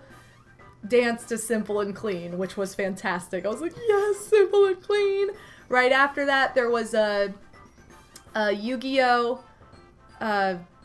Drag. It was Yugi dancing to Poker Face. And then they had a One Piece drag, and I had to do this one for my friends. I was like Snapchatting the whole thing for my friends because they're all obsessed with One Piece. So it was One Piece, but it was to Britney Spears Stronger, and I was like, yes, Britney represent, they get me. There was a Sailor Moon drag by the person who literally put on like the whole drag show. And then it ended with, what did it end with? I can't remember what it was. I think it was from Hamilton. I think that's what it was from, but I'm not familiar with Hamilton that much. So, but it was a great show. It was so much fun. And then they also had the person who won the drag race performing to like a couple songs of their choice. The one was Kim Possible. The other one I didn't know. But it was a lot of fun. Yeah, Brittany found the One Piece. She did. It was so much fun. So if you ever get the opportunity to go to a drag show or drag race at a con, definitely do because it's so entertaining and it's such a fun time. And there are a lot of really creative like concepts that are pretty inspiring as a performer, I would say. So that was the big thing that was the first event I went to of the day because the rest of the morning and early afternoon was prejudging, which was a huge event in itself and a lot of fun. But then after that, we met up with Toch. Odie gave me my really adorable gifts that I'm obsessed with. And we went back in the vendor hall because Toch had just gotten there. So we figured we might as well. And then I think... Where did we go after that? I remember us walking... I don't remember where we went before the cosplay masquerade. I think we went and took photos, maybe. Like, I Yeah. don't think that we went to any panels or anything, because there wasn't a ton of time between then and when we needed. And that, oh my god, the line for the masquerade was like the longest I've ever seen it. And it was like an hour and a half before, like, it was like an hour and a half before it even started. Like, people were in line. I'm like, oh my god. So, yeah, that line was huge. Yeah. It went that, there's a large hallway that connects, like, the main stage area expo hall to the panel area. And that whole hallway was, like, full. Like, an hour or so before the masquerade even started. Koopa Booey, welcome to the stream! Hey. But yeah, so we went and took photos, because I didn't really have much of a chance to get many photos in my Furby cosplay at all, because I was so busy that day, and the sun was going down, and I'm like, I need good lighting. So I got some photos with my sister, because she also cosplayed as Furby. She did like a newer Furby. But we both got some photos. We got some photos of like all of us, and then we went to, then it was time for the masquerade. And it was so much fun to have a front and center seat to the stage, because as a contestant, usually you're like off to the side. Usually you get fairly close to the front as a contestant, but you're never right smack in the dead center front row. So that was fantastic to have that front row seat. I felt like, Didn't have it. no, you guys didn't have it, but you were pretty far up too, because you Yeah. just got to go We in were with like, me. we're with MadameWario, thank you. They got to skip we're the gonna giant line, Skip past these. which No, yikes! Oh my god, that line. We would have waited. Look, if that wasn't No, the I case, know. last year I waited. Last year I you think, had an to hour. wait, I think yeah. I waited an hour in line, But because I wanted to be. The up thing close. is, you waited an hour in line and you were like right close to the door. Yeah. These people, if you got there an hour and a half before, you were all the way down that hallway. That was insane. Yeah, it was pretty nuts. So yay, the masquerade has a good reputation, but it was so much fun to see front and center like that. I felt like there were a lot of like really strong performances within like just like very creative like concepts, I think, this time. One, the person who won Best in Show, like, first of all, their costume blew me away, and then their performance was like, are you kidding me? Like, what? Like, it was so good. I just felt like I was in the game that they were, like, representing. They did so much for that, so they were absolutely incredible. They're supposed to be sharing a video of the masquerade on YouTube sometime in the next week or so, I would hope. But when they do, I'll be sure to post it in my Discord so you guys can see what those performances were. The very first performance was really strong too. I was like super impressed, and it was Ken, like from the Barbie movie, and they did such an incredible job. I think they were in Journeyman, and I was like, I want to bump this person up to Master, because I feel like they can compete in Master just fine, and they were totally committed, just totally believable, and like living their dream on that stage. So I was like, yes, please. Yo, Psycho Nacho Man with the streak. Welcome to the stream. Welcome on in, Psycho. But yeah, then we went out and we, as quickly as we could, like filled out I hand wrote all of the certificates. It was my handwriting, so if anybody was at ACR and got one, or is like sees a picture of one or something, it's like, hey, that's Bobo's handwriting there. Oh, on literally all of them? All You of wrote them. I wrote every single one you of have them, such because they were like, who has the best pretty handwriting? And I was like, I have really good handwriting. I like They're how okay. what's the best handwriting? Me. Me. Like, just like, even without even knowing. No, because they were like, no, literally, the other people were like, my handwriting is horrible. No one's going to be able to read it. Does anybody have good handwriting? They're like, no, mine's not good either. And I was like, I have good handwriting. Anyway, it sounds so conceited, but I just do, I swear. I don't know. But yeah, the masquerade was really cool. I'm not much into performing now, but I was really into talent show stuff in high school, so it was fun to watch. That's what we were talking about, like, that and the drag race and the drag show. I mean, you guys didn't see the drag show, but the drag race was super fun too. So yeah, that was like a good 2 hours or so. The masquerade's always quite a chunk of time. I wish I could have seen what you guys saw, everybody like walking and being reintroduced as their character and posing on the stage. We didn't get to see that because that's when we're like deliberating as judges. It's kind of funny because like I was going over when I was talking to Slim and Toach. I was like, oh, I guess we've already seen everybody, all of this, so they don't really need to be here for this. And then we also got to see they do a little game where they have to guess all This the is different... the AMV I was talking Yeah, about. so Yeah, they have an AMV at the beginning of each of the cons, and then during the masquerade, while we're waiting for the judges, they bring some people up, just people out of the audience. It's just to like kill time, Yeah. basically. And they have to watch the AMV only once. And then name as many. Yeah, name as many things. What's cool about the AMV is they not only does it feature like obviously like kind of more relevant stuff, but for all like they have voice actors and stuff there, and they'll put like any games or any animes that they do voices in. They actually do That's cool. as part they of include it. Yeah, so that's really cool. So that was fun, and then you guys came back. Then we came back and got to go on awards. stage and announce awards. That was really fun to like announce, and I got to announce Best in Show too, so that was really fun. I was happy. I was so excited for you to and, do that. and that was such a fun thing to do, like just to announce the winners and to see like how excited and giddy and like emotional they were. I mean, I think the person who won Best in Show, they were literally like crying at the front of the stage at the end of it, like they couldn't believe it. I'm like, ah! So. But after that, you know, we basically went back out, just took a breather in the hallway while we like just took a moment to kind of chill. And then there was a panel going on. It was the Jackbox panel. My sister actually wanted to go to it, and we're like, well, that's going on, let's go, because they were setting up for the electronic dance. They can't call it a rave anymore, so yeah, they were setting up for the dance. Is that what it's yeah, called? It's called the electronic dance. Interesting. So they were setting that up. It's always a fun time, but I knew we wouldn't stay late because we'd been there since that morning. I was really, really tired. My sister's 7 months pregnant. Or 7? 6? I don't know. She's pregnant. So we were like... She's pregnant. She's pregnant. Yeah, she's 7 months pregnant. So I'm like, I had to do the math. Like, wait, how pregnant is she? How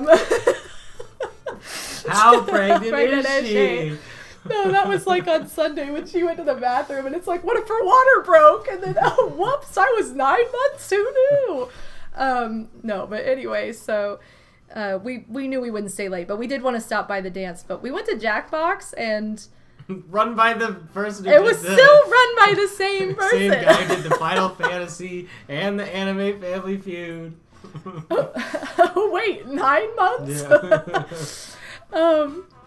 Why is calling a rave not allowed? Apparently it has too much association with drugs and ecstasy because of like the illegal, but it's like the street, it used to be like a street name for like a drug-induced dance in the middle of a warehouse somewhere. I don't know. I think it's more so because they don't want to have parents coming after them. Like, my child went to a rave. Yeah. And the parents are like... That's all it is. The parents are old enough to know what that means from back in the day, and we're not. So we're just like, what? Who cares? So, yeah. I think it's just to cover their own... You know. But who are they fooling? Yeah. I know! It's like, I'm gonna it's go still to just the a electronic dance. dance. It's a dance. Like, that's all it is. And same. It was funny, though. It's the exact same thing. That's literally, like, the social, which is, like, the homecoming dance. The rave has, like, trap, techno, like, hardcore, like, electronica-style music, whereas, like, the social is more, like, pop music, you know. It has some slow dances, whatever. So it's a good mix that they have both. But it was funny because in closing ceremonies, the person who's like, yeah, we do the social because, you know, we don't need all kids to just dance to, like, things that are talking about going to the club. And I was like, well, what's wrong with dancing to songs that are about going to the club as a kid? Because I was in my room at 7 years old dancing my heart out to Slave for You from Britney Spears. So I was a slave for somebody, and my mom was just like, whatever. And I did not do anything weird to mess up my life, so it's all fine. But anyway, I just found it funny. I'm like, okay, apparently I don't understand this whole, like, oh my god, we can't talk about that, because it's like, no, I don't think that's what does that. I don't think that's what makes somebody, like, make bad choices. Like, I don't know. So anyway, but we went to Jackbox. It was the only 18-plus panel we went to. So it was nice because you could have a little bit more freedom and not have to worry about talking about dancing in the club and getting in trouble. But yeah, corrupted by pop music.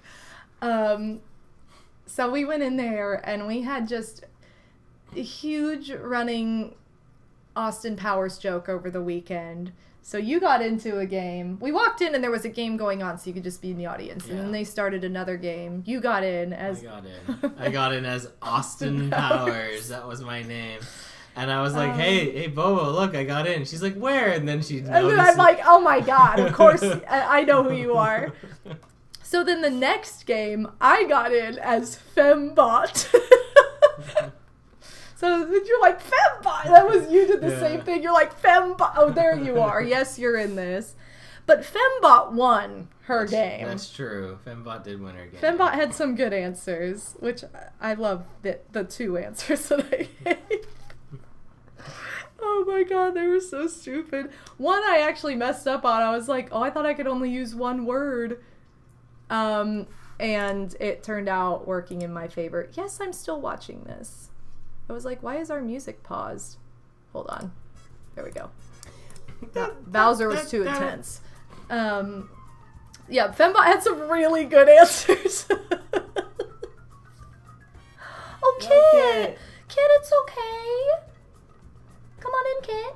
It was the Jackbox game where you're like going up for an interview or whatever, and you have to just job. Yeah, so you have to like use words that other people have written as answers to things to answer your questions, and you played. I played Blather Round, which was like you get to choose one of like a person, place, or thing. Basically, there might have been other categories, but basically you had to choose one of those, and then you have vague words you can use to describe it, and so you try your best, and then as people are guessing stuff, you could be like, oh, it's similar to this, which sometimes it can be kind of tough if there's like not much to pull from. But that was fun. And then the one we walked in on was fun, which was Guespionage, where it's like a percentage based one, where normally how you play it is like they have like polls that they've done, and it'll be like, what percentage of people... Oh, I know which one this is, yeah. What percentage of people have said they brush their teeth 3 times a day or something like that, and like they have the Jackbox has made a poll for it where they have a percentage, and then like you would guess, and then the other people would say higher or lower. But when there's enough people in the audience for the game, it actually just polls the audience. So you're actually... The percentage is actually based on everyone in the room, so it's like an infinitely cooler game with a large crowd. So it's like, for sure, that is such a good like convention game. Like they need to do like, hey, it was fun. It was a fun panel. If you're ever running a Jackbox game at a con, you definitely need to do Guespionage, because if you can get a big group for that, it's super fun. So I wish we had been there for all of that. I know. So. That's what I was gonna say for Zen, who says anyone who has been to MT stream has played Blather Round, because she has done a lot of Jackbox streams. But after that was a lot of fun, and then I was pretty proud walking out of there because I won the last game. But then we went to the electronic dance. We were only there for like 10-15 minutes tops, just because it was late. We were tired, and we were like, I want to be there, I want to dance, and I wanted to get some video footage because I had the music video incentive unlocked at my last stream, before my panel stream, that is. Thanks to Pixel Plume. Love you, Pixie. But yeah, I was like, we gotta go in there and like dance to for just a little bit, because it's fun, and so we did that, and then that's what we left on. So that was a fun way to like end the night. And then I came home. We turned on a movie, and I was like, I hadn't had a real meal the whole day. It was like I snacked all day, which I don't advise, but I just didn't know how to get around it. I had too much like adrenaline, like I couldn't eat anyway, like more than just like snacking on like a granola bar and then crackers or whatever.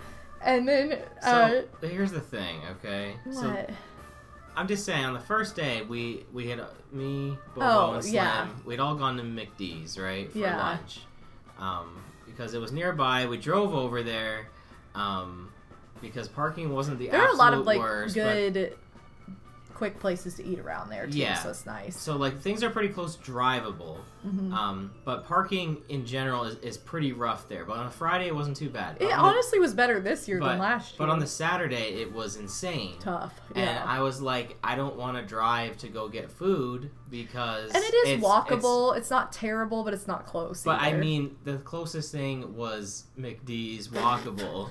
And then the next thing is not really that no, close, it's like only McDonald's is walkable. That's the thing. And so like I was like, all right, Slim, we're doing this because like we needed food. We're doing this again. And then so like Bobo didn't want that again, and I was well, like, and I was it was fair. like I didn't really want it again. But I wanted food. And when you guys were there, I wouldn't have been able to eat until like 2 hours later. I'm not going to eat a cold sandwich from McDonald's. Like ew.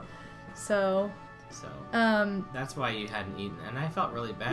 No. It wasn't just that. Like it was hard for me to eat anyway because I just had a lot of adrenaline. I've had enough competition days with dance to know how it goes. Like you do the best you can, but it's like it can be really tough to eat like a normal human being on those days. It's just how it is. But I'm not complaining. I'm just saying when we got home, you made food and I ate and like showered and then I just like died. Like I don't know how the night ended. I was just passed out, went to bed, didn't even say anything to anybody because I was so tired.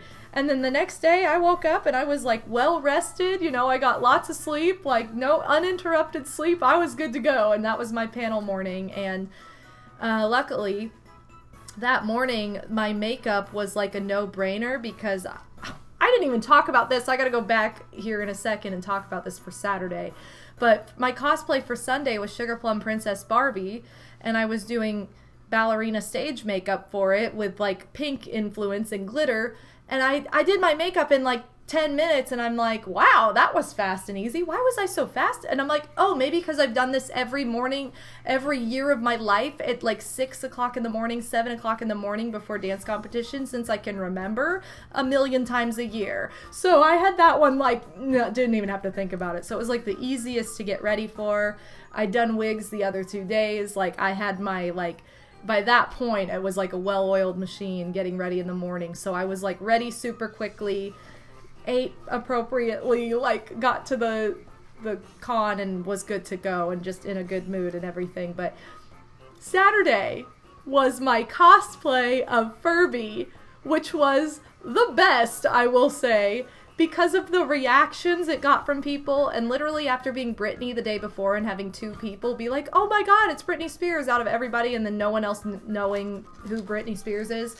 I walked in the door and walked from like the door to the main hallway, and in that span of time, which was, I don't know, 20 feet, I heard 4 people say, oh, Furby, like, or, oh, like, I heard Furby 4 times, like, just it was like, okay, everybody knows Furby, and there were so many people that were like, oh my god, I love your cosplay, but I hate it.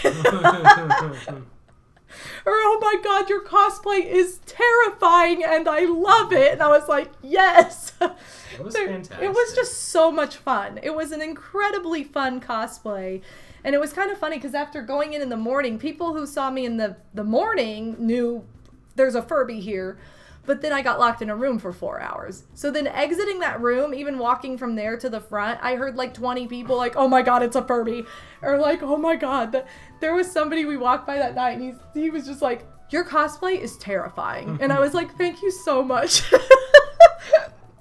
It was the best. And I felt very giddy at the cosplay masquerade even because the MC, who was the drag queen, the drag guest of the weekend, she was great, by the way. Love her. Yeah, she was amazing. She was fantastic. But she even called me out. She's like, are you a Furby? And I was like, yes. And she's like, stand up. So it's like I felt very, I don't know. I just felt very good, like, because it was like, turn around and everybody was cheering. And I'm like, yes, my hard work has been recognized. Like, it was a very invigorating experience. So I was very grateful for that and grateful that she pointed it out. But, and she even talked to us afterward about it. Was like, I have to talk to you about this Furby. But yeah, we have our 3, exactly. She's like, we have our 3 wonderful judges, and is that a Furby? Yes. So it was super duper fun. And I absolutely loved that it was so well received. I think it's my new favorite cosplay because I don't think I've had that many people, at any of my cosplays, I don't think I've had that many people interact or react to it. And especially so positively. I had so many people take pictures to send to their friends, too, to be like, I gotta send this to my friend because it will terrify them. And I'm like, yes. Hey, so I need to say. Yeah. I think. Okay, so Furby's pretty recognizable, I think, in general, because it definitely, you know, for the 90s. It was a huge fad, too. But I think what was crazy about your cosplay was that it looked like you bought it. Like, you did such... Well, thanks. You did such a good job with it that it looked like that. I mean, it was professionally made because you made it. Don't get me wrong. Yeah. You're a professional. But you know what I mean? Like that costume, that cosplay was like... That's like movie prop good. Like it was. Thank you, I appreciate it. I'm just saying, I know you put a lot of work into that, so I'm glad that it paid off because, like, when you showed me, definitely when you made off. that bag, that Furby bag that you had with it, and you showed me like what it was based on, I was like, that's the same thing. Like you literally made the exact same thing. Like it was so good. It was just so clean how everything was. Like that's the part I was most proud of. I was most proud of the bag. It was crazy how detailed it was. Because I was most proud of the bag, and that was the thing that people were like, "Where'd you get the bag?" And I'm like, "I made it." And they're like, "Did you make the like?" That was the part that I was like, "Yes, I'm so proud of it." Like you made literally everything besides like the wig, obviously, you know. Right, but like the fact that you made all of that is nuts, and the fact that you went into all the detail for the dress part that you didn't end up. I did not show it off because I would love to. I'm planning to enter this into a masquerade myself. Sorry if I wasn't supposed one to day. About that. No, they already. I mean, anybody who's seen the behind the scenes already knew. But I plan to enter that in a masquerade myself, and that dress can be worn 3 different ways. It can be the mini length that I had it. It can be party length, or it can be a full gown. And like, you didn't even see that. Like, I didn't even get photos of that at all. But. I'm sorry that we didn't. I just didn't think about it, and it's no big deal because I do plan to wear it again, so it's not like, oh, it's all hope is lost. So yeah, I cannot wait to enter that one in a masquerade. The 90s cosplay. I know, 90s. Yeah. It was all my cosplays were 90s themed. That's true. Here, I have a couple more things to show off too from the next day, from Sunday, when I was Sugar Plum Princess. I had done this whole like thing at my panel, like, giveaways are super fun. If you cosplay, have something to give away when somebody recognizes you. And literally leaving, one of the people, they had like a rubber ducky bag, and they gave me this this little pink squeaky rubber duck. So super cute. Thank you so much, first of all, for attending my panel and then giving me a rubber ducky from your collection. And then we were at like the photo. They had like a photo backdrop. And we tried to get pictures the day before, but these people were like hogging it forever, and they like would not move. And so I'm like, okay, these people are taking the next century to get out of the space. And then we ended up being those people, me and Toch more than you. But I was like, I'm so sorry. So I went up to the people after. I'm like, I'm sorry, we took an entire year to get out of the way when you're just like politely waiting. And they're like, oh no, it's fine, but I want you to have this. I was like, what? I'm like, thank you so much. And they went perfectly with my costume. So thank you so much to the kind and very patient cosplayers who gave me these 2 roses to go with my Sugar Plum Princess outfit. I only have 2 other things in this bag, so I'm going to show them off quickly. But I got this sour crunchy pixie dust. We got little candy from the maid cafe that we went to on Sunday. It was really nice because you got a choice of ramen. You got a choice of bread this year, so I got melon pan. You got, what did you get? I got the Japanese cheesecake. Japanese cheesecake. You said you liked mine better though, right? I did. I like melon pans are really good. It was the first time I'd ever had it too. I also. Oh my god, he had the funniest moment. So it was the 4 of us at the table, and then we also had 2 other people that sat with us, and so I made a point to introduce myself because if I'm eating with someone else, and I kind of want to make sure that I'm like, hey, like not just be like separate groups. It was kind of be kind of weird. And, if they weren't into that, whatever. But they were. They were. I usually try to be like inviting to whoever's at our table. Like, yeah. So anyway, the reason I'm saying this is because they bring the bread around. Oh my god, this was so funny, you guys. It was so funny. I thought there was just like this thin layer around this cheesecake, so I just bit into it, like whatever. And the guy that we just met across the table, he's like, "Did you just eat the paper?" And I was like, he's like, "Yes."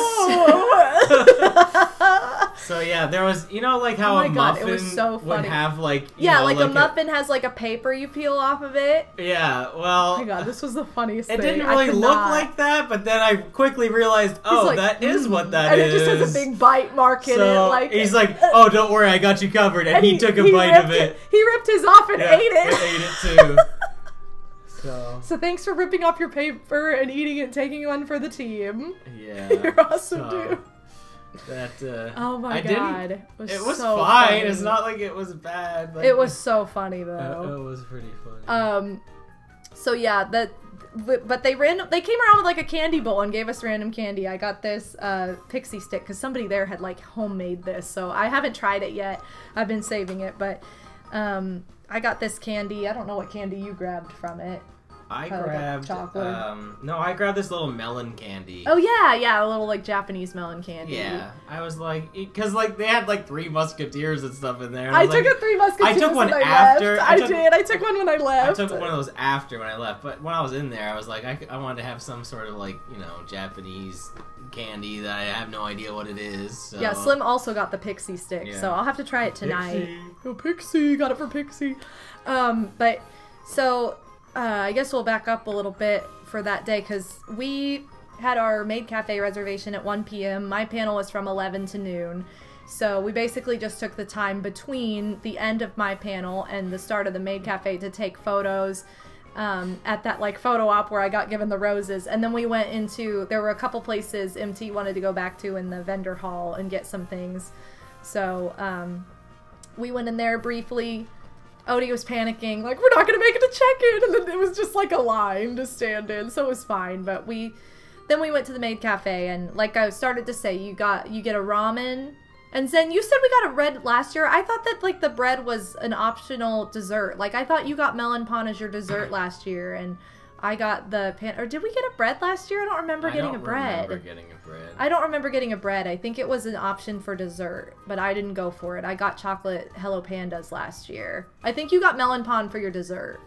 So, like, because they added more this year. The sessions were longer this year. They were 45 minutes as opposed to 30 minutes like last year. It was really filling, honestly, it was. with the amount and of it was stuff so there nice to have a meal there. Yeah. I was so glad we had that because it's like, oh, lunch is already decided. Like, you have your like maid at your table. Everybody has a different maid at their table. Ours was, I felt like I had known her my whole life. Like I could have just talked to her forever. Like she was super personable. She even like sat down at our table and just talked the whole time. Like super friendly and sweet. And she was great. I absolutely loved her. But yeah, so you got a ramen. You got ramen. Or a drink. Or you got a drink of choice. You got a bread of choice, and you got a dessert of choice, and then they came around with the candy. There were also extras that you could purchase on top of that. We didn't end up doing that, but yeah, I got the miso ramen. Or no, I didn't. I got the soy ramen because I had to go with one of the 2 pescatarian options. That's a vegetarian option. You got the tempura. Yeah, and a paper of choice. And the paper of choice. That's true. Hold on, I gotta put on another soundtrack. Let's do Mario Party 4. But yeah, so I got melon pan for my bread, Hello Panda for dessert, and then I got ramune for my my drink. You got citrus ramune, didn't you? Yeah, I did. How was it? It's kind of like a Sprite. Yeah. Which I thought I got last year, but maybe I didn't. I feel like I was... No, I don't think they had that. I think you I had just regular ramune. got regular ramune last year. But yeah, it was super nice, like, and last year they had come around and like poured boiling water into the bowls. This year you went in and your bowl was at your place. They had your name written on a card on the table, and then they had your bowl like prepared with water already in it. We didn't realize. But it was good because it was probably boiling, and by the time they were like, yeah, it's in there ready to go, it was perfect temperature to eat. True. So, it was really filling. It was really a fun experience, and if you guys ever get the opportunity to do a maid cafe at a con, do it, because it's a built-in meal. You don't have to leave the venue, and you're gonna pay for food anyway. Pay for the experience of that, because it was only $20 a person, and you got all those things. You could take whatever you didn't eat with you, like we have our desserts still, or eat them while you're there, you know, just hanging out. So it's a good way to support the con and the group there. Yeah, and for also, sure. get food. Yeah, you get food, you support the con, you support the group that is Like, it's stepping like an in as event. the maid cafe. Like, it is an event. It's an event within an event. So, I know. So I'm like, we have to do this every year. I can't believe that last year was the first year we ever actually did it. But yeah, so it's definitely worth it. And last year we went to the waifu hour, which is basically like where the maids can cosplay. And they did, like, one of the maids did a little performance. They didn't do a performance at ours. I kind of wish that they did. I know that they have a feedback form. I'm probably going to put that on mine and be like, I loved everything. I just wish there had been a performance, because I know that that's a thing in maid cafes in Japan where they typically have, like, a performance when you're there. Right. So that was really the only thing missing for me from last year that I was expecting that didn't happen. But, like, it was still super cute, super fun. They were out of certain things because it was Sunday. But none of it, personally, none of it affected me. They still had everything I wanted to order, but yeah, I really enjoyed the maid cafe, and I was, like, looking forward to it so much all weekend. And when I think it was when we left the maid cafe, was when I saw Rosalina walking down the hallway, and I'm like, oh my god, it's Rosalina! Because I was Rosalina last year, and, like, hardly anybody knew who I was, like, where were the gamers? Because nobody... Maybe it's just Friday. I don't know. That was the second Rosalina I had seen. There was because there was another one. And that was definitely different. You said you saw a different Rosalina. But then I was like, I have to get a picture with you. And then I look, and she has a tennis racket. And I was like, are you Mario Tennis Rosalina? And she's like, yeah. And I'm like, oh my god. My Mario Tennis obsession has been, like, off the hook lately. So... I was obsessed, and I got a photo with her. I'll have to post it for you guys to see, because she was, like, so good. She looked so good. I was like, people better be recognizing you, because when I was Rosalina last year, nobody knew who I was. So, but then the rest of the day, we set up my table, and just hung out. Like, that was really like I said, the main table time that I had. And I had a few sales, so huge love and thank you to everybody who bought something from my shop, from my table at ACR. That was super, like, I don't know, I wasn't expecting anything, so I was, like, super moved and, like, kind of emotional when people, like, came up and bought things. But, and I had a couple, like, I had a little girl, like, come and get a picture with me. It was so cute. So it was just, like, a fun way to end the con, like, just hanging out and, like, talking, and we were playing music at the table and just seeing all the cosplays go by and everything. It was, like, I felt like that was a really fun way to unwind. Yeah, that was really nice. So, for sure. And then, like, I was, like, I'm good to just, like, chill out here, and I think Toch ran to the expo hall one more time and got, like, bought, like, one more thing, but, because she hadn't been in there as much as the rest of us, and sometimes it's kind of nice to go in there by yourself, because then you can go at a quicker pace, or spend a lot of time without somebody waiting on you. So she did that. But then we just, like, took photos and hung out and had a good little wrap up, and then we went to closing ceremonies, which wasn't much of anything. It was kind of just like, everyone's gone, but thanks for coming, and we're gonna have a survey. And then they did, like, a raffle. They had a treasure hunt all weekend, but we never actually saw, I didn't find anything. I found, or I didn't find, but I saw they were supposed to have, like, little bubble, like, capsules, like gachapon capsules that had raffle tickets in them, and you went and turned them in for a prize. And there were supposed to be, like, 200 of them placed through the hallway, like, each day over the weekend, or I don't know if there were 200 over the whole weekend or each day, and we didn't see one. Like, I saw an open one with no raffle ticket on the ground outside once, but that was it. So I'm like, they must have put them out, like, really visible, and just the first person who walked by got it, because none of us saw them ever. So there were a lot of, like, curtains along the windows. Maybe they were, like, hidden in there, and I wouldn't doubt if, like, the hotel cleaning up probably finds one or two of them, because that's just how it goes. It's like an Easter egg hunt. Like, what the heck is this? Yeah, but I wish that would have been, like, I wish we would have found one. That would have been cool, because I saw other people that had, like, 4 or 5 of them, and I'm like, what? Were you just watching the person set them out? Like, how did this happen? So yeah, but it was a really fun time. Like, it was just a fun experience. I had a great time. It was so much fun. I had a fantastic time too. After going from the very first one, when we first started dating, and being like, this was not Well, the best thing I'd ever been to. And just coming off of MagFest too, Yeah. like it's not comparable to that because MagFest is like a huge con and this is a very small convention. I'm just saying, I think it had really good small convention vibes. It you know, obviously anime themed, but it started feeling like how Con Bravo kind of did. Yeah, like, it towards did. the beginning of for that. sure. So, you know, and I know that's not going to be a thing anymore. Well, I'm fine with going to Anime Yeah. Crossroads. You know, But it was fun. it It was was a good so time. much I had fun. a great time. It's probably the best time I ever had at this convention. Yeah, so. it was definitely like it was so much fun.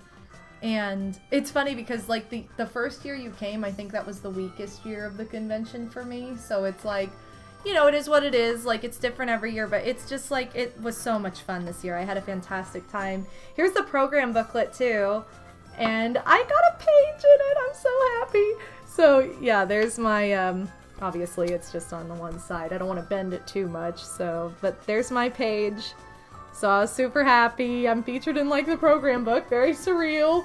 And one of the other cosplayers is on the opposite page, but yeah, so everybody was like in here with their little bio and everything. Everybody who was there had like programming and just information about like different panels and different just, you know, general. There's even a map on the back, so that was really nice to just have like. And this is just so nice. This is so nicely printed, so this is a great memento from like my first con as a guest. So it's always going to be special for me and hold a very special place in my heart for sure.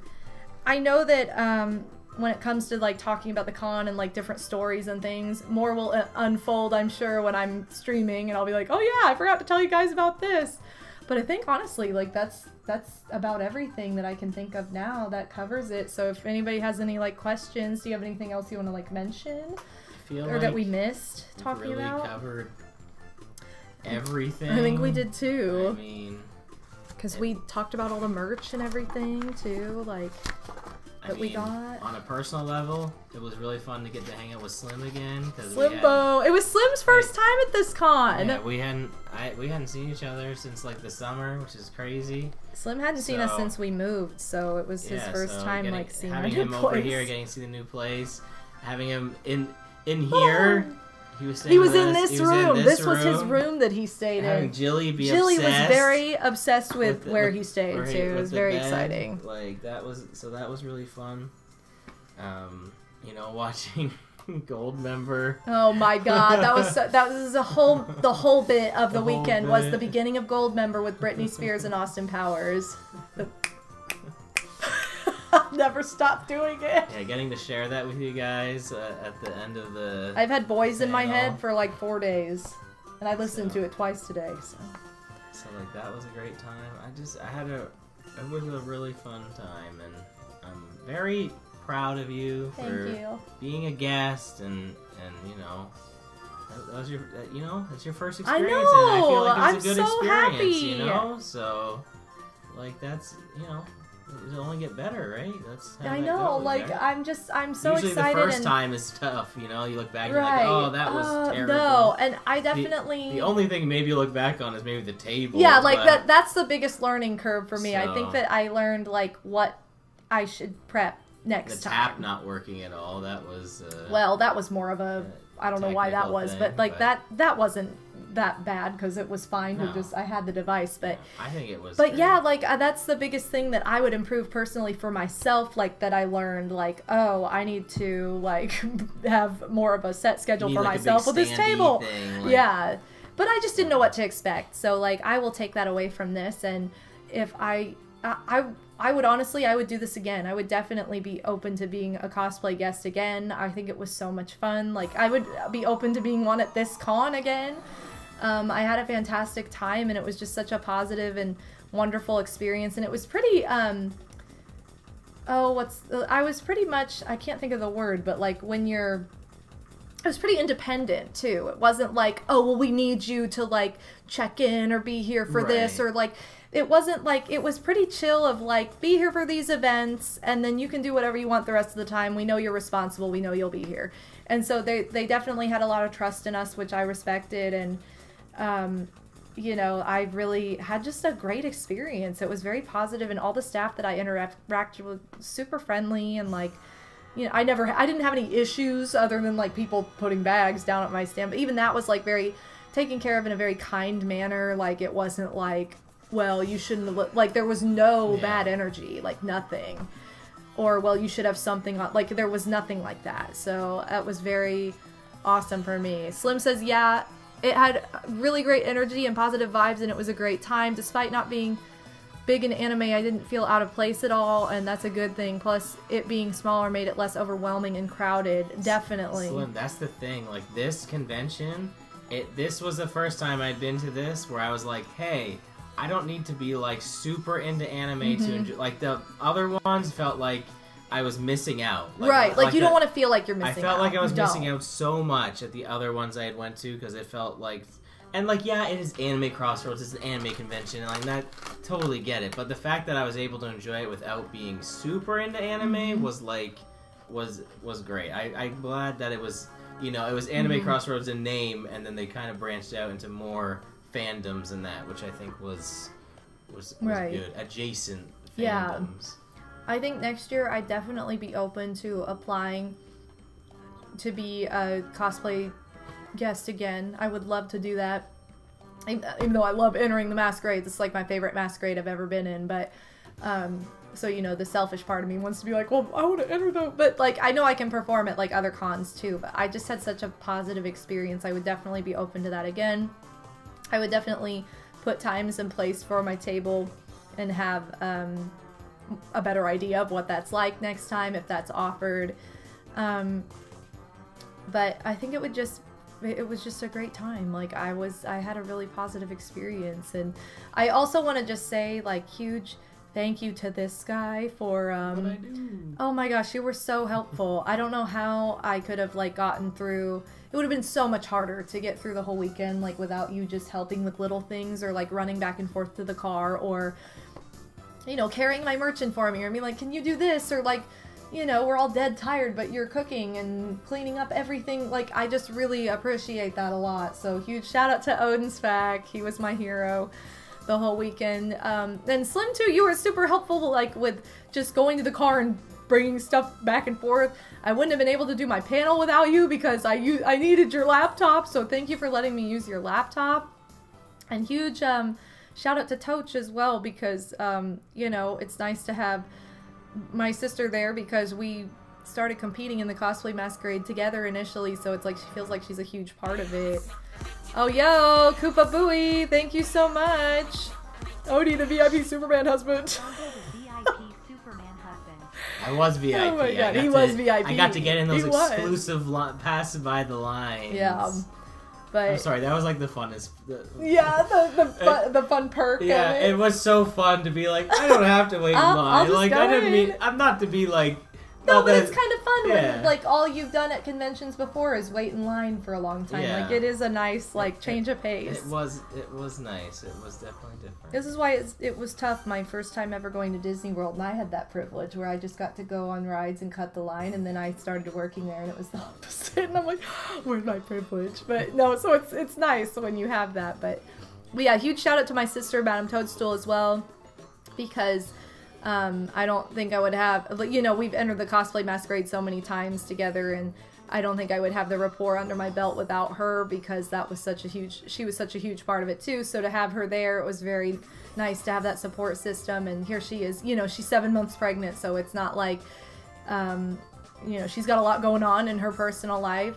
She has a 2-year-old now. Like, it's a lot harder to do things and to accommodate, but like, she made it work, and I'm grateful that she was able to be there and like stay late and also help out with like random things, like, and she brought everybody Starbucks on like Sunday, like for my panel. That was really sweet and like super nice to like have like kind of a little treat to like start off the day. And so yeah, it was just great to have a solid group of people with me. I'm very grateful to all 3 of them, and to anybody who came up to me and said kind words, or like, you know, complimented my cosplays or anything. You know, I'm very grateful. So big love. Yo, Turn of the Drew with the resub too. Thank you so much for the resub. All the bars. You had a wonderful time at ACR. Thank you for interesting insight into the convention world. Thanks for the snack-a-gab. Snack-a-gab. Well, thank you so much. I was about to say. Turn of the Drew. Oh, there's a hype train too. Scott man, thank you so much. I can't remember. You can't remember what you were gonna say? No. Well, maybe you will. Do you see this passed out, Julia? As you can see, She passed out watching when everyone has Ditto. such a great time at the Will you convention, grab that Ditto? fire starts, Really quick? Oh. and MW and OD's bedroom is catching on fire. Thank you, Scott, man. Thank you so much for the bits. Thank you, Bowie, for the bits.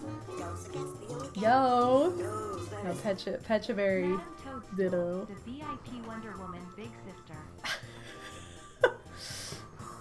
Oh, thank you, Psycho, as well. Thank you guys for all the bits. I really appreciate it with the hype train. This was literally happening outside, too. Someone's potty caught on fire outside, probably. Lightning strikes the potty. It's just one of those laws of physics. Yes. Lightning It's just one of strikes those the laws of potty. physics. Thank you so much, you guys. I don't know. Is Cookie Monster an alert? I don't know if he is or not.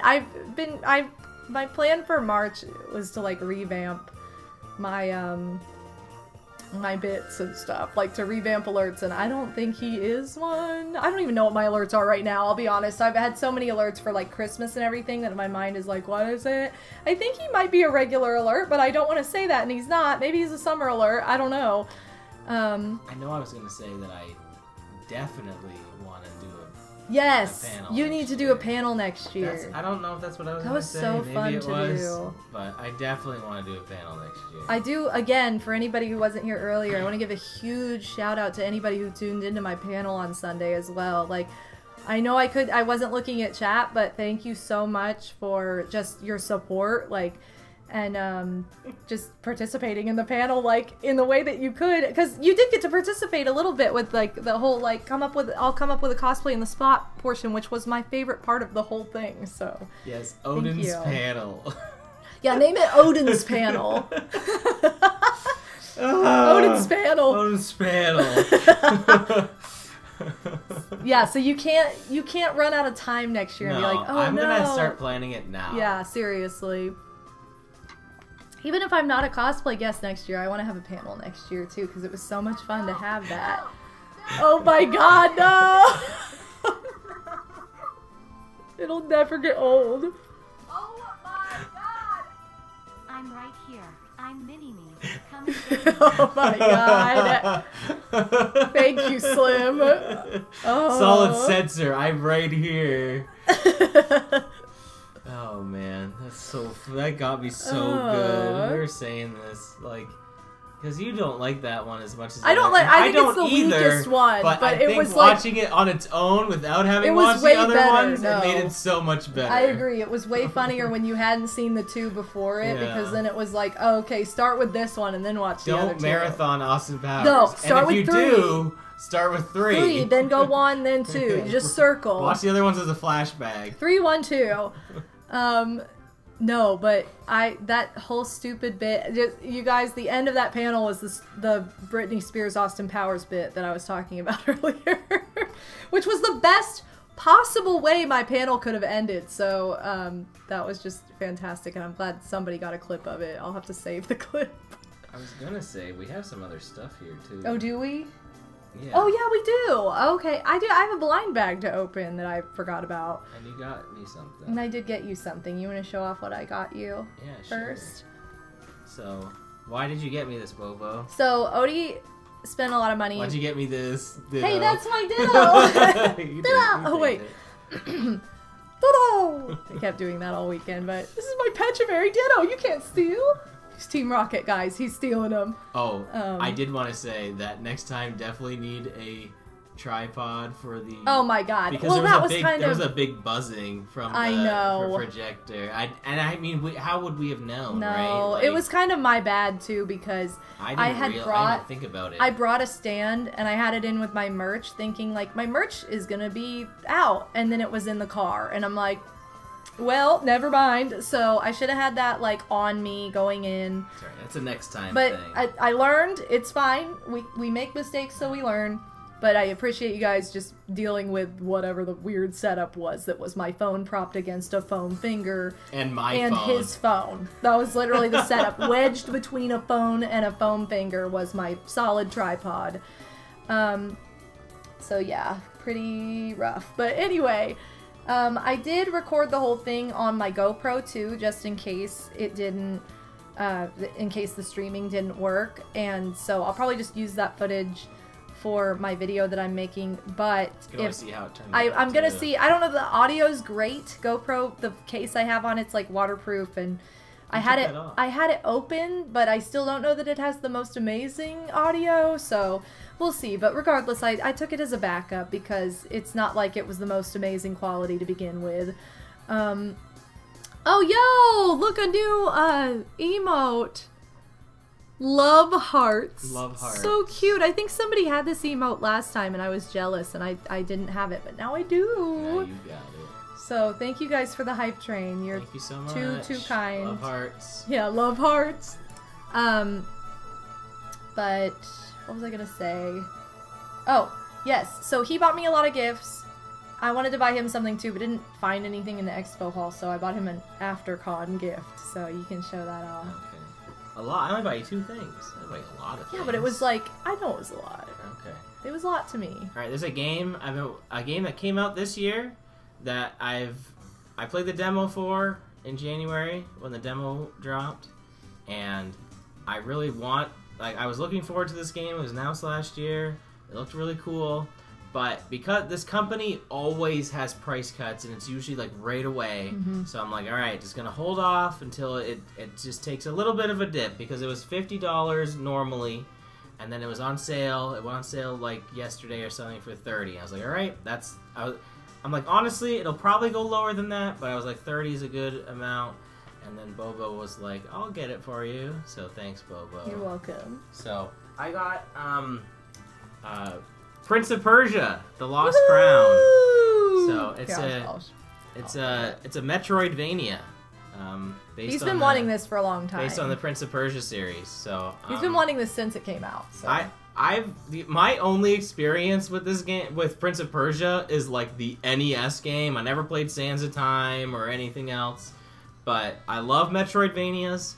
And like when I saw this game, like when they originally showed it off, I was like, wow, this looks just like Metroid Dread, which I freaking loved Metroid Dread. And so I played the demo a bit, and I'm like, all right, I'm sold. I was like, I like this enough. There's no way I won't. Like $30. Like I said, this will probably go lower, but it'll probably be harder to find. So I was like a good middle ground. Well, then you can play it now. And yeah, and now I can play it now. So this is gonna be my first new game of the year. So I can't wait to start playing this. So yeah, there we go. I got Prince of Persia finally. So. Woo! And then thanks, Bobo. You're welcome. Today I picked up. If you guys probably already know this, but last year was like Disney 100, and I'm a big Disney fanatic. And they had the Disney Tsum Tsum Disney 100 blind bags and celebration. They were supposed to have 5 different series. But last year, only 4 came out. We got series 1, 2, 3, and 4, and there was never 5. And I'm like, what happened to 5? Hello? It was supposed to come out by the end of the year. Didn't happen. So I've been looking for it just in case. Typically, the place I found them is at Target. So I was looking there, and Odie's like, well, that must have been an online exclusive. And I'm like, no, it's right there. So we picked up 2 of the Disney Tsum Tsum Series 5. There are way less than there was supposed to be. There was like 2 rows 10 before. options, and I think there was supposed to be 20 originally. Yeah. So something must have happened with manufacturing, and they cut the amount. I don't know, but like, because if you look at the little booklet, this is from the one I already opened earlier, but like there's series 1 and 2, they both have 20 options. 3 and 4 have 20 options, and then they just cut series 5 to have 10. So I'm like, that's really weird, but okay. But they were all supposed to come out last year. Yeah, all of them. So I think they were just like, issue. They were like, oops, and then they're like, all right, just release it. But they kept one that I really want, which is Joe from Soul. Soul is one of my favorite movies, and it's Joe at the piano and the cat, Mr. Mittens. I don't think that's what this is, unfortunately, because I got 2 of them, and I picked this one out because I thought it was the Cinderella carriage. Opened the other one, and that was the Cinderella carriage. So I'm like, so this might be a duplicate. I'm not sure, but we're gonna find out. If it is, it's okay. If it is, my mom's birthday's literally tomorrow, and I'm gonna give it to her because she also would appreciate a Cinderella carriage. She's not watching. She's probably not. So anyway, but let's see what this is. Oh, what the heck? Oh, this is one of the like... Oh my god, shut up, Siri. This is one of the like rare ones. Oh, is it? I think. It looks like It's like a knight. But why? Special Mickey set. Oh, wow. You got the rare I got the rare one. Yeah, I don't know what this is a reference to. It's definitely Mickey and Minnie. What in the world? I have no idea. I don't know what this is supposed to be from. How bizarre. Yeah, so it's all silver. There's Silver Mick. There's... Okay, well, at least it's not a duplicate. I don't know that I'm crazy about this one, because it's kind of just silver and weird, but there's little Minnie. Yeah, this is what I was feeling, and I thought this really round piece was the carriage, and no, it turns out it's the knight? What is this? I have no idea. Bulbous knight head. But why?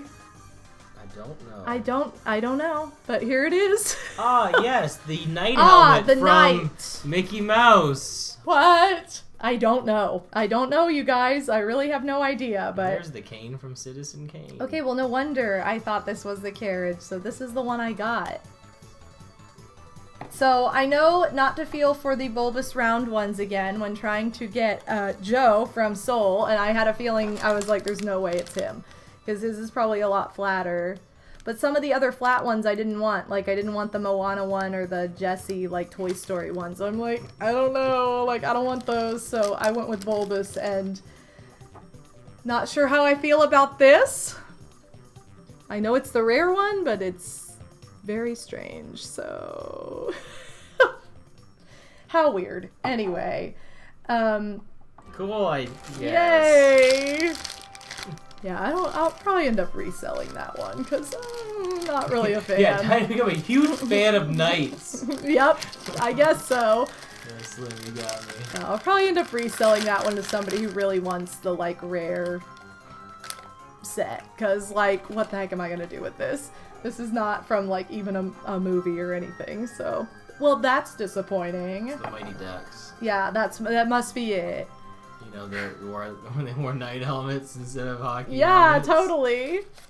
Totally. So yeah, there's the options were like Pluto in the doghouse, this weird knight thing that's apparently from 1930. Give that to your This mom is from for her 1938. birthday. Maybe it's just like a one-off cartoon. It almost has to be because it's black and white. Yeah.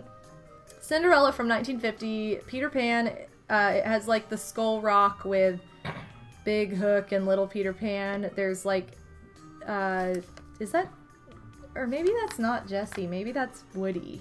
Oh, well, that wouldn't be as bad then. I don't like Jessie, but I like Woody. And like the Sheriff Star with a little ham. The what is it? We just watched this last night and I can't think of the name of this car. The Incredibile. And Mr. Incredible and Jack Jack, that's one of them. You have Bing Bong in the wagon with Joy. You have Moana on some weird coconuts or something with the chicken. That's the one I was like, I don't want that one. Joe on the piano with Mr. Mittens, and then you have What's-Her-Face with Bruno, or not Bruno, with the little kid that can talk to animals and his little animal from Encanto. But I already have the Encanto house, so I don't really want that one either. So I was like kind of picky, but apparently don't go with the really bulbous one thinking it's Cinderella's carriage, because it's not. Alright, time to watch The Brave Little Squire. The Brave Little Squire. Interesting. I'm glad you looked it up, because I was going to look it up, but what a weird one. Yeah, I'm not a fan. Sorry, Disney, but I'm not a fan of your rare pull. So, anyway, oh well, you win some, you lose some. That's why it's a blind bag. You don't know what you're gonna get. Yeah, there's a fan of that cartoon out there. I know, exactly. That's why I'm like, I'll probably just sell this one and be like, here you go. God, it's like somebody's number one choice that they didn't get. And usually when I resell them, I just sell it to get my money back. I'm not like trying to make bank off of it or anything, but, and then I'll go buy the one I actually want, but, or try again for one I actually want and try a different shape. But, so I know that we've talked about some really fun things tonight. We've talked about a lot of, you know, a great time at Anime Crossroads. But it is, what day is it? Monday? Oh my gosh, Jilly. Oh no, it's Tuesday. It's Tuesday, the first Tuesday of March, and before this weekend, I wanted to just put this out there, but before this weekend I got some pretty devastating news. And I just kind of wanted to mention or announce this finally because I didn't want to talk about it before the weekend. I didn't know until after my last stream of the week last week. But yeah, I got some pretty devastating news that's going to impact the end of this month. Hopefully just the end of this month. But if you guys have been around for a couple years or a few years, back in 2021, I had surgery for a condition I have called endometriosis. There's no cure. It's a chronic illness where basically it's to do with the reproductive system. The endometrium is kind of the tissue that grows on your uterus when you have a period and then sheds. If you have endometriosis, it means those growths are in different parts of your body for whatever reason, all over your reproductive system, and there's not really, they don't know the reason for it, there's no cure for it, and even to get it diagnosed, they have to surgically go in with cameras into your abdomen and like then cauterize it, which is where they like burn it off. That sounds terrible, but that's what they do to get rid of it, and then hope it doesn't come back. When I had the surgery, it was to not only diagnose it, but remove it if they found any, and then hope that it didn't come back. But the bad thing is it can come back as little as like a month later, because you have a cycle every month. So just real talk there. But, I found out just this past week that that surgery I had back in 2021, I have to have again. So I was very devastated, super emotional for like 2 days. This was a very, very difficult surgery for me to recover from last time. They told me it would be like 1 to 2 weeks, and it took me 6 to even be able to stand up straight. Hopefully that doesn't happen again. I have since switched doctors, so I have a different doctor doing the surgery this time. I feel a lot more comfortable and confident with him. You're gonna do great. But I'm not only doing, I'm having, not to get into the super details, but I'm having 4 procedures in one. So I had 2 procedures last time, that being one of them. This time I'm having 4. So it's a lot, and it's not the news I wanted at all. I went in just totally thinking it would be like, oh, you know, it's just this, whatever, like, you'll just give it time. No. And then I got that news and I was just devastated. So it was a very rough week. It was a very rough time leading up to Anime Crossroads, those last few days leading up to it, and I just had to kind of, both of us kind of had to be like, okay, we're going to let this go. I'm not going to think about it. I'm not going to worry about this. This is not going to be part of my weekend at all. I don't want to worry about this because we both got pretty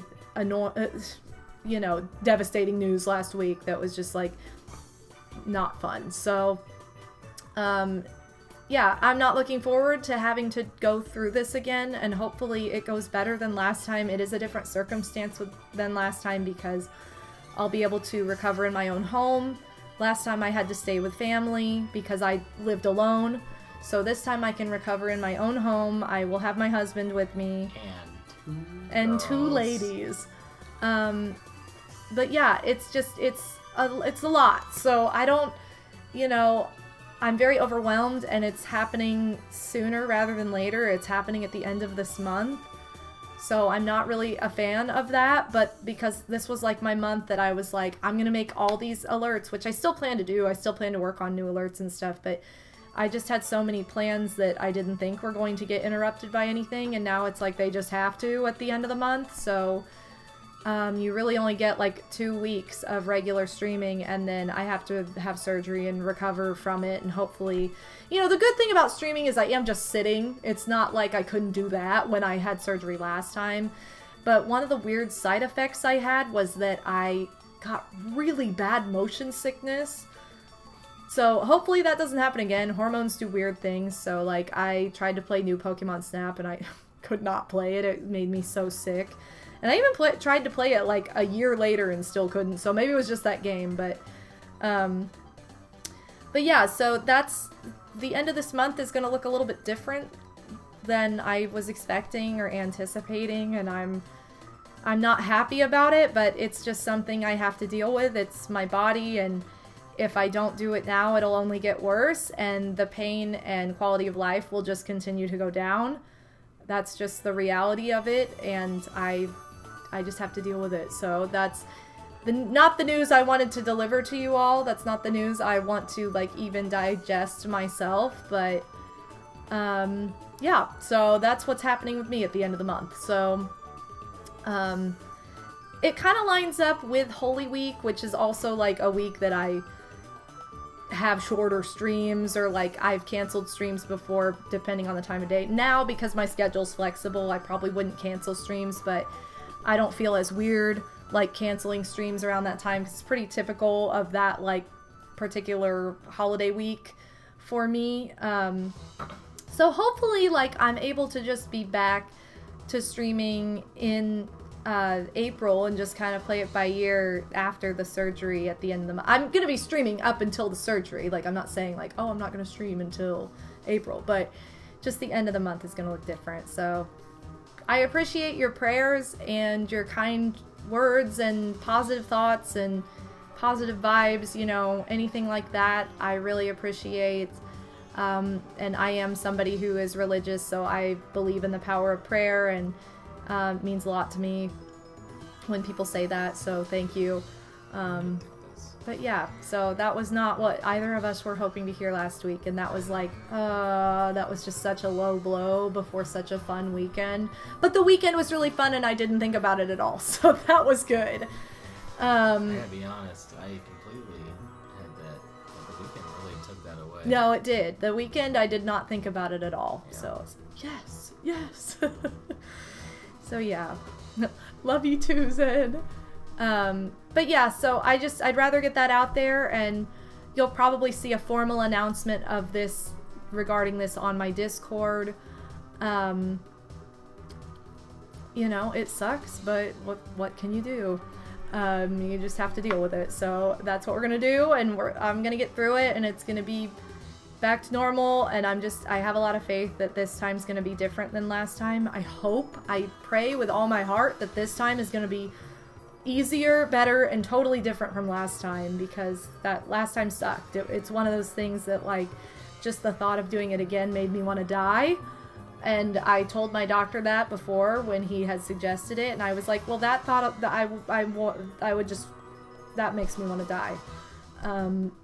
But now I've kind of been backed into a corner and I can't do anything else. This is like my only option. So that's it. But anyway, I know that's really heavy news to end on, or like not the most amazing, like perky, but I just want to be honest and let you guys know what's up, because I'll be announcing it on Discord anyway.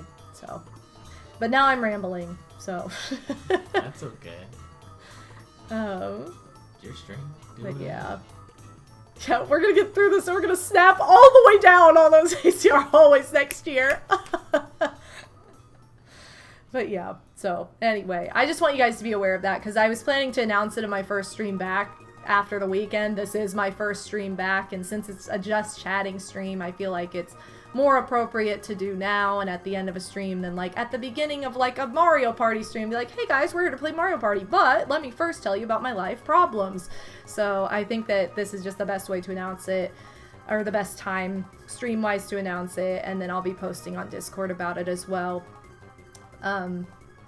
Whenever I get that written up. I don't know when that will be, but sometime probably in the next week. So anyway, but aside from that, the takeaway I want you guys to remember from this stream is that Anime Crossroads was an amazing time, and I'm just very grateful that I have this community that made that opportunity of being a cosplay guest possible for me, because I know I have a lot of different like cosplay funds.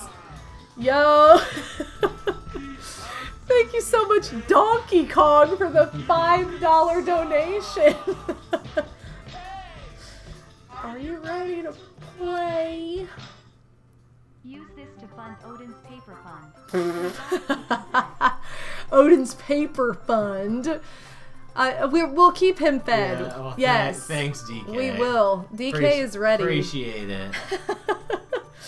Yo, DK, I gotta give you all the, I'm gonna give you all the pizzas and the mousse. I'm gonna give you some Barney Bubbles, too. Yes. Thank you so much. I haven't been able to post them on this stream.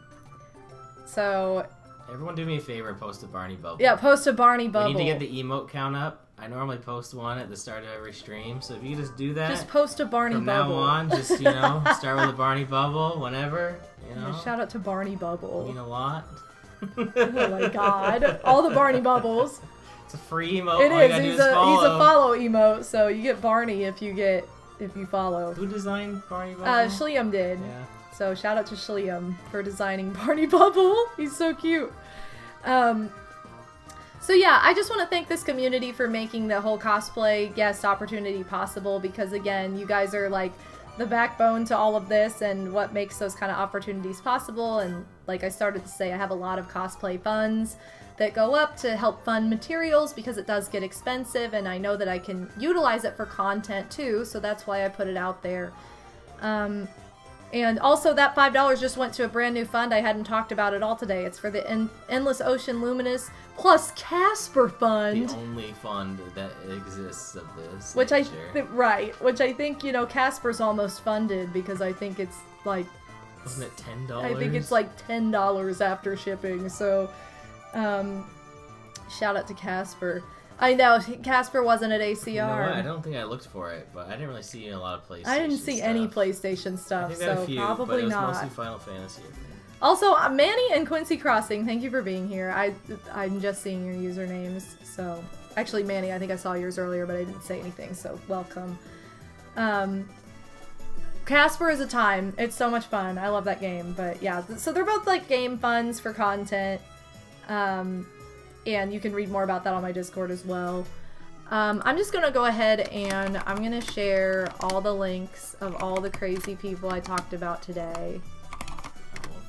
Actually, I don't think Coach is the right one. You had somebody I don't know if you mentioned this, I don't think you did. You had someone come up to your table I the first time did, we set up yes! that had been watching your content. Yeah, so shout out to you for coming up and saying hi. I appreciate that so much. I love when people come up and say hi and just talk, so... Also, I shared my Linktree because I've talked about Discord a lot on here. I just had some of the merch that I had at my table that wasn't in my Etsy store already posted today. I refreshed the Etsy store. I took out the things that I already had taken out the things that sold at ACR, but like I added some things that I hadn't even gotten the chance to put on Etsy yet. So check that out as well.